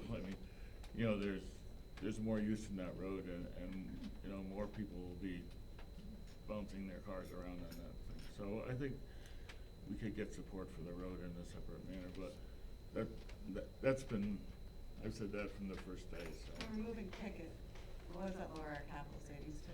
So can I just add on to piggyback on what Bob said is, I'll do what the board wants to do. If you wanna take it out and bond for it, my concern was if it doesn't get passed, now what are we gonna do? So we had the ability and the opportunity to start saving. Since that has happened, that's gotten a lot of attention. But just over the past week or so, we've lost a transfer switch in our pump house that controls our sprinkler system. Jimmy Croto has to physically go down into the vault, switch it over in the event of a power loss, and then come back and switch it back on. Also, we've contacted the vendor to get a replacement part, no response. So this is now, okay, so now we said picket lane was a priority. Now, in the past 2 weeks, now we've got a pump house that feeds the sprinklers for our picket lane. So I would argue, or I would suggest, because it's just my fiscal fiduciary responsibility to you to say, perhaps you put some of that picket lane money towards the pump house. Or you include that in future bonding. But that takes time, and things could happen. Pump house is immediate as far as I'm concerned. But Bob, just to be clear, you're not suggesting to decrease the capital set aside. You're just saying the way we direct that capital set aside is what you're. Yeah, I mean, if, I would like to use some of that capital to fix the pump house. And if we need 100,000 instead of 300,000, that's, but I don't know what the cost of it is, cause we haven't looked at it in quite a while. So, right, so we would need at least 200, if not 250, if we were gonna keep the pump house, just bring it above ground. And this is another building committee thing. If we discussed moving it, which was the building committee was talked about, it's gonna be a lot more than that. That I don't have a number for. Right. Well, I think of the thing about bonding is definitely, obviously, all of us are a bit scarred by that. But at the same time, I don't know exactly what the proposal is Bob's putting on the table, but if we find a way to make some inroads here that can be done and we can fund things other ways, that will also give us goodwill. I mean, I think there's definitely a lot of mixed emotions all around the place, but to the extent that we are able to make some impact on what the budget, some help, that gives us a lot going forward in terms of getting a bond passed for a road or a pump house or something like that. So that's just my 2 cents. I don't know how many vacancies we have coming up next year from retirements. I mean, that, we've only used 97.5% for enrollment. We had a lot of vacancies last year, but I'm not sure we have very many this year that could be looked at as a no-fill but again, you can't just do that arbitrarily. Right, You we need to should have look talked where about they that. are. Well, and I asked that at the last meeting, and Kevin said, I think there's only four of retirement. And I mean, I did bring up at the retreat, I'll just remind everyone, I had asked about the administrators at Strong and high school at the retreat. I did do that. And also, I don't remember if it was the last meeting or during the work session, I had said to Doug, if you're gonna cut, where would you cut? And he said not staff, he would rather cut capital. So I think we need to kind of come to a consensus whether we wanna move forward with the current budget or where we wanna make cuts. And then I think we should let Doug and Kim decide how those cuts are gonna be made. And it's 9:40. It comes down to where we've been kicking the can down the road for 5 years here. I mean, we just keep pushing things off. We have no capital to be doing things, and we're just spinning our wheels here. That's all we're doing. So, I mean, if we don't fix things, now we have, when is this, we're just hearing about this for the first time with the pump house. Right. So, I mean, if we don't have money to fix things, it comes down to, if we don't have any idea what's going on with John Lyman, we're just gonna keep kicking this down the road. That's all it keeps coming down to. In the past, the percent that was allowed was 1%. And we have funded at 0.9, whatever, you can't get an exact percentage.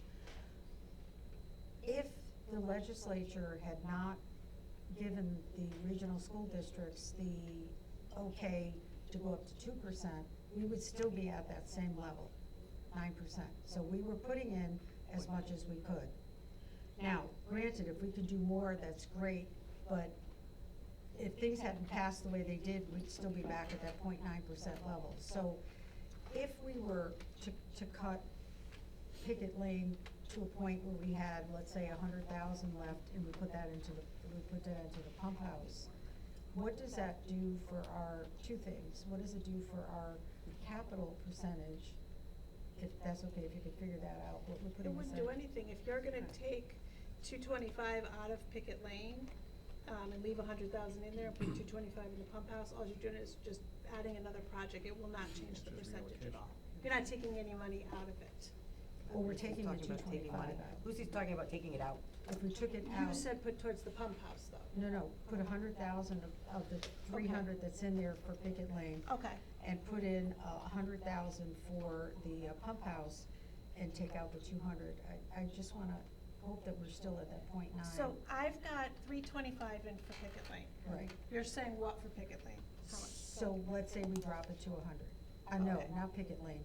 Pickett Lane is out. We would take the money out and just leave 100,000 for the pump house. Okay, that's not enough, but It's 250. No, it's not enough, but it's, so we're taking out the 225. So I just don't what percentage understand that how is you in can question? think about cutting something that we, you need a pump house because if there's a fire, Right. and you need picket lane because you need to get to school. So I don't understand why we're talking about cutting those things before you're talking about cutting the field storage house. It just doesn't make sense. I know it's an unpopular opinion, but you have, like, it is not, the field house is a want, storage house, whatever you wanna call it. The pump house is a need. There's no pump house and there's a fire, we have no school anymore. Well, I guess I If kind of that's removed, what does that bring us to? If the 225 is removed, your gross budget is 3.35. That's for the field house? No, Yes, Sorry. that's the field house is removed. I'm talking about the field house. Sorry. That would bring us to a 347 gross and a 383 net. with just the, Just the pump house. Sorry, just The the field field house. house. Field house. The 180 for the field house. so say that again, 347. 347 and 383. And I also wanna say that just because I still think, and I mean, I think we need to cut this, but we can't keep not saving for capital. And just because we only saved 1% before doesn't mean we should still continue to do that. But we also need to pass a budget, so. We'd have to cut capital in order to get it down anymore, because it's 1.2, isn't it? 1.35, yep. So we have to cut all of capital to get our number down. Which is not, Which is still not You still have to run a school system here. Yeah. I mean, We're I not don't gonna understand cut- why why we're would we not cut all understanding of it. We still have to capital? run a How school we system. Can I got say something?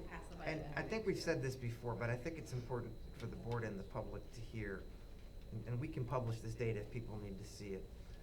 The increase that we are seeing in our budget is very much in line with just about every district around here. In fact, we're kind of on the low end of it.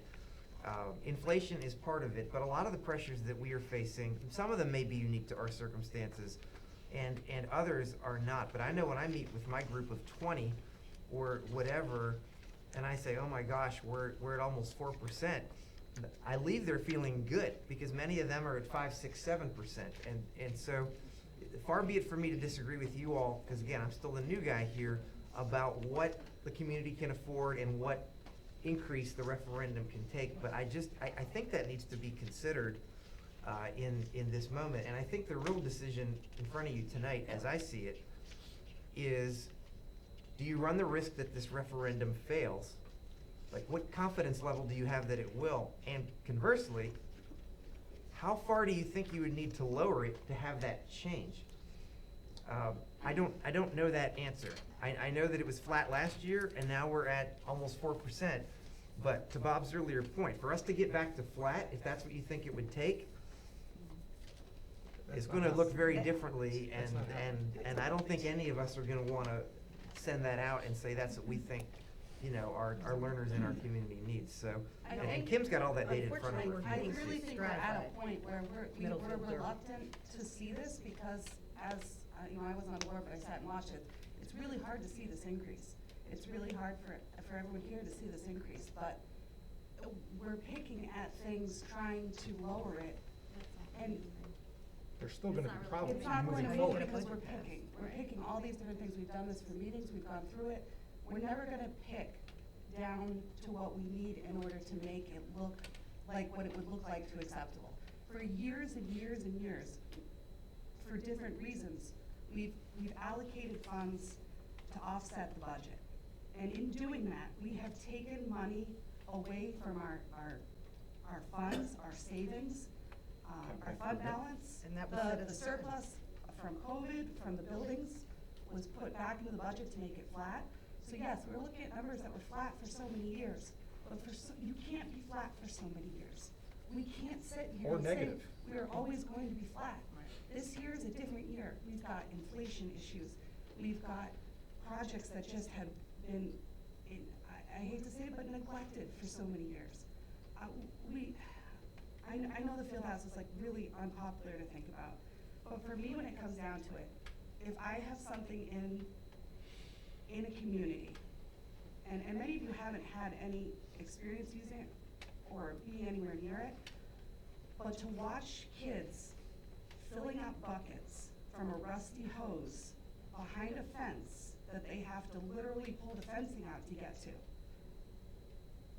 is disgraceful. It's heartbreaking. It's when other teams are coming up to our youth sports and saying, oh, you guys are still under construction? Because the chain link fence is still there. It looks terrible. Picket Lane looks terrible. We drive up that road when the buses come in from other schools, whether it's competitions or sports, and we look run down, we look disgraceful. We need to have pride in our buildings, we need to have pride in our roads. This project for the field house, there was money that wasn't put into it because we had to pay money out because somebody sued the district. And what does it send to a message if 10 years later that a citizen sued the district and we still haven't finished it? There's pipes coming out of the ground. And those pipes, I'm not even 100% they're viable. I pray to God they are, because if they're not, we will have wasted hundreds and hundreds of thousands of dollars. Right now, in the middle of the dead of heat with football, we have to literally transport a football player from the field all the way to the high school, down to the basement, in order to submerge them in a bath if they are to the point where their body temperature is too high. If we were able to, we could move that up, and yeah, it might have a little bit of electricity. But I have confidence in our boosters, especially seeing how much they've done in advertisements the past year. They've offered money for many years, and we've never been able to get this done. I'm confident in them. I think they're one of the best organizations. I think they will do everything in their power to make sure that that gets outfitted. Even if we had to sit there and say, we're not gonna do anything more to it, as a board. In the winter, we will winterize it, it'll stay like that. But if they're gonna do it, I think it's something we need to give our district a chance to finish something. That's where I stand on it. So even though it's a want, I think it's how our district looks, and I'm tired of it looking the way it looks. I'm tired of things not being finished. You know, we look at buildings, we look at not being able to close things, and I just feel like we just kick the can down the road.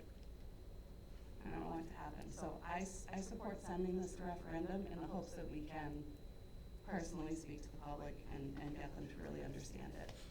Because I don't want to pick apart things that are important. And I think everything here is important. I do not support cutting staff at this point, because we can't educate, it's getting upset, so. We can't cut staff not knowing what next year is gonna look like. We can't cut staff because I think the high school really needs some support right now. And I think the teachers need our support, and the kids need our support. I'm all for looking at it next year. I just don't think, I just don't wanna touch it this year. But that's me personally. Can I just speak to the carryover funds that Lindsay was talking about? Yep. There was a healthy fund balance in the past, left over from budget years that had surpluses. And the direction from whether it be the towns, the board, or myself was to let's get aggressive and use that to help the taxpayers, to offset the increase. We did that. We did that for 2 years in a row. We used $1 million to offset budgets. Those years, those budgets would have gone up if those funds were not allocated over. That's the taxpayers' money. That was the right thing to do. But we don't have that anymore. So we're at a fund balance carryover of $874,000, which is extremely low. We actually had a problem last year where we needed, the increase was because of our low fund balance. I'm only estimating a surplus at the end of this year, and I say only, but it's too early to know, of about $250,000. That could be gone tomorrow with the pump house. So we're running extremely close, excuse me, to our budget. We don't have a carryover this year or an estimated surplus to help offset this. If we did, you wouldn't be looking at these numbers. But that ship has sailed. That horse is out of the barn. Now we're playing catch up because we were aggressive getting that done. And are you saying, just so I'm understanding, that using that fund balance in those years kind of masked the true need and the true level where the budget should have been had we not used those? Absolutely. And so in the absence of those funds, it's like a budget cliff that you're falling off? Yes. Okay. Yes, absolutely. Thank And, you and for saying it that way. previous boards, I'm sure, wrestled with that and made responsible decisions. And if you all had $1 million sitting in a fund balance right now, I think we probably would have come out of the gate recommending that you spend a lot of it to bring this budget down too. Well, But we absolutely, to don't, and Kim's I point, don't and think it was the right No, thing to do. I It's the right thing to do. But we don't have it now, so. But we knew this was coming. Right. That I this, remember Carrie talking about it many moons ago, that this is not always gonna be available. We have to be cognizant this is not always gonna be available in our planning. And with the vacancy factor and with other areas that we've trimmed in the budget preparation process, the surpluses are just not what they were in the past. Which is also what's been asked of us in some ways, is to do more zero-ish based budgeting, so it comes back around no matter which way you do it. Yeah, and with COVID, us the excuse for everything these days, but with that, we had savings in transportation, we had a lot of savings in professional development, things that we had left over at the end of the year because we just couldn't do it with COVID. So that helped us get through another year without a big increase. This year, we're tapped out of those. But you also had COVID relief money that fixed things too. Last year we did, Last yeah. year. Well, Is in that- this year we're in. In this year. Yeah. That wasn't part of the budget. That also needs to be put into that equation. Because Yes. that, if we didn't have that money, where do you think it would be coming from? Yes. Our budget. We wouldn't have needed it. So again, kicking the can Without- down the road right, has without not COVID, helped we us wouldn't here. have needed it. Or maybe we would, but we wouldn't have spent it. Do you feel comfortable looking at possibly going to 97% on the funding for salaries? That's not up to me. I mean, No, I just meant I if can you run the numbers. Do you feel comfortable? We're at 96.5 this year, and we are running right there. You know, then there's things that happen that you can't anticipate, so we may be going over this year, I don't know, so. Once again, during our work session, we made it very clear to all of us, we were all on the same page, that we wanted to get this under 4, knowing that it wasn't gonna pass. Right? And we made a conscious effort to do that, right? And everybody here, for the most part, was in agreeance to that, all right? And now we're here, and we're doing what we're doing here. There's not much more we can do with this. There's a lot of things that need to be done. And to Lindsay's point, we can't just keep kicking this down the road and thinking that things are gonna get fixed. Things are only gonna keep breaking because our buildings are dilapidated. And again, without knowing what's going on with Lyman, and again, I keep bringing this up, we should be concentrating on 4 schools and making them state-of-the-art. And I'll stick to that. And certainly if we can't, I think it's even more appropriate to stay where we are, because we're gonna need the savings to make 5 schools work. That per pupil will never come down. if Right, we we're not leave even them out. taking that into part of the equation here, that if John Lyman does stay open, it's not in the there are budget, so things it's that are hard gonna to- have to be fixed there. It's something in the back of our heads. So we're back to, we have 2 options. We keep it as is, we vote it in as is, or we make a few cuts, just a little something. Again, I am going to go back to Picket Lane only because even though it's a need, it's not something that was going to be done this year, and there are other options we could probably use for it next year. We do need to, the pump house is becoming a little more critical. At least if we put something aside for the pump house, we might have a little bit of a savings. If we took, just out of curiosity, you took out, you took out the field house and you gave us the percentages. If you took out the 225 from Picket Lane, it's not gonna be, it's just gonna be a little bit That's difference. 3.35 and 3.7. And just to clarify, Lucy, you're saying picket lane, but what you're really saying is reduce the set aside for capital from the 1.3 to something less. Is that what you're saying? Well, that's what it would be, and what I just wanna make sure everyone's clear on that, What because. would make that percentage? What would that percentage be? I can tell you that. Can I speak to one other thing that has just come up? You know, like, again, I'm all for the capital. We have the roofs, 2 roofs at Lyman, that are degrading. And Jimmy is recommending a sealer sprayed on it this summer, and to get a couple more years on it at $50,000. So I'm just throwing that out there. Maybe that comes out of the unanticipated building maintenance, which we kept at 100, but I'm just throwing that out there too, that's just with many leaks. Okay, so having said that, what does it come out to be? Lucy, I'll let you know, if we take the picket lane piece out, if we are committed to going to bonding, because you're not gonna get it back in the following year, so. Which we have costs associated with bonding. Right, but it's Well, as spread I over said, it 20 hasn't years. been completely vetted, so we're not sure exactly what the Right. But even if you're ultimate gonna cost take is it out, gonna you be still need to anyway. save the money for something else. Exactly, Right. if the money's Drop coming out of the rate below capital for, again, I would say if 1%. anything, put it into the pump house. Well, we put That's in the only thing point number nine one. something in the past, that's what we did.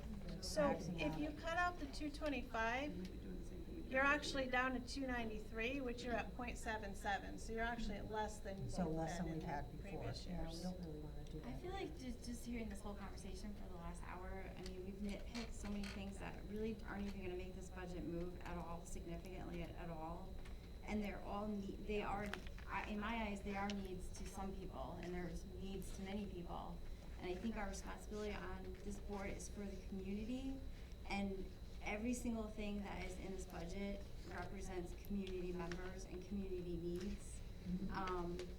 And I think that I'm gonna be the first, I'm just gonna throw it out there, Lucy, because I know you're running a consensus, but I understand and I hear the voices of wanting to find things to cut, but honestly, even just listening to us for the last hour, this is why we got to where we are.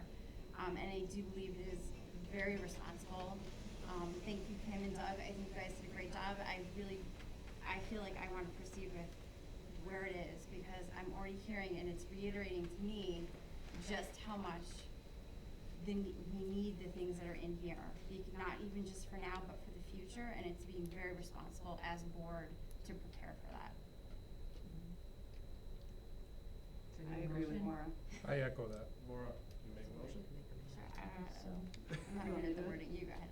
I make a motion to go forward with our budget referendum. And we have to put the budget amount, which is, which amount would we put in? Can I just ask a question before you do that? You're leaving the 325 in Picket Lane, or do you wanna reallocate? I need us to leaving it have where a it is. project. Leave it in Picket Lane paving, not the pump house. That's what my motion would be. Okay, thank you. I just needed to know that. Okay. But Do you can we need use the it? pump? you Can can- we use it for the pump You could house? use it. No. Oh, then, No, you then can't. move it, then we. But No. if we put it for the pump house and the pump house costs less, that money can be rolled into Picket Lane. By board vote. Yes. Yes, by board Yes, vote. So- I'm sorry. Okay. So what are we talking about? We're Leaving moving the money in in there, there but from one taking place it to from another. Picket and Taking putting it in from front house. Picket and putting it in the pump house. So it's not going to The be. numbers stay the same, should just move it. So move 325 into the pump house. Right. Okay. So you're taking everything from Picket Lane? And with the assumption that it might go to bond, right, Because it's not gonna be done this year anyway. It wouldn't be done this year. No, it can't be done this year. It would be next year, but. And money left over from the pump house could go to repairs for Picket in the meantime, or is that already? Well, you could put it into unanticipated repairs and maintenance by board vote, yes, and then we could use it for We that. have to listen, please. I think, The question was, if the pump house came in less than the 325, could we use it for repairs to Picket Lane? And the answer is yes, by board vote, you could take the balance that's remaining and put that into unanticipated building, repairs and maintenance and use it for that. by board vote.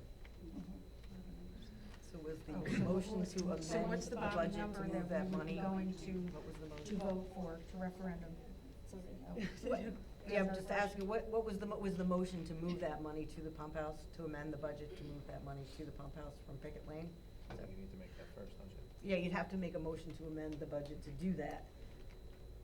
Right. So that's why I was Even though wondering, it's what not was, the changing, motion was it's not originally to changing leave it the the same. motion. We need a We motion. haven't finalized the budget. We're finalizing it right now. We haven't yet finalized it. No, but she's talking about the change that we're making. You don't need a Doesn't have to be motion a for motion. that. You just need a motion for the final amount. Yeah. To send that to referendum. Okay, so the amount that's going to referendum is the gross budget number, which is 38,489,206. We already did go to budget, that's why. I make a motion to go to district meeting on May 2nd, 2022, followed by a referendum on May 3rd, 2022, with the 2022-2023 regional school district gross education budget of $38,489,206. And a second? I second. Second, John. John? Okay. Any discussion? We have discussed. All those in favor, say aye. Aye. Aye. Opposed? Nay. Okay, Okay, we have nay from Missy. Missy and Rebecca. Any abstentions? Okay, the motion passes.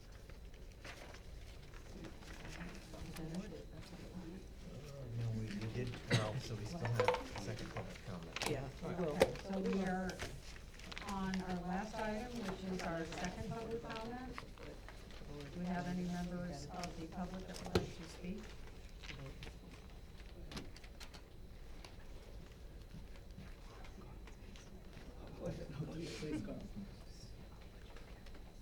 The field house, what a fiasco. This thing started out, it was gonna be like this, the booster clubs and everybody's gonna come in. They've offered a few $1,000s, it's not even gonna touch the thing. You're gonna put a building there. And now all of a sudden, now like with the slab, well, we gotta protect the slab.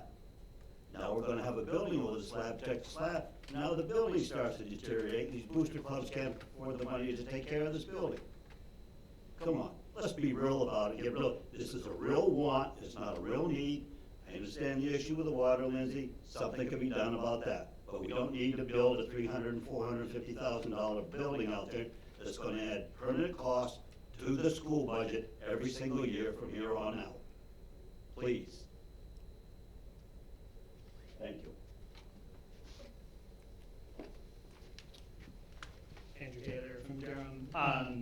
One thing I did forget to talk about previously was that from the standpoint of linemen, it seems like from what we're hearing from the state representatives that linemen is not going to be addressed to the state budget. So if you're talking about trying to decrease or anything else, you got your work cut out for you and figuring out how to solve that issue. Because it's not going to happen through the state process at this point. Any other comments?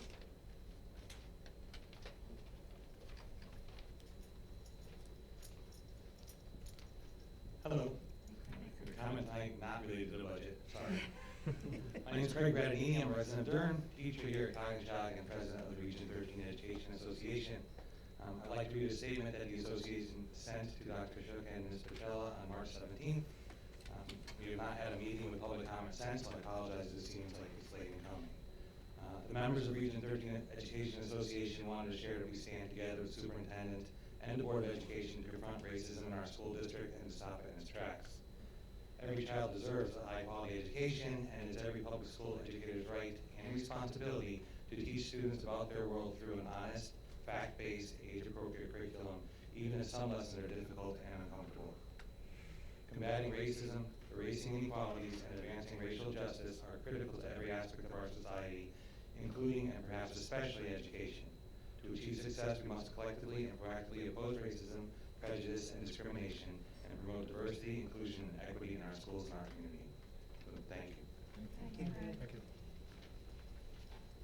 Any other? Thanks for staying here till 10:05 to make that statement.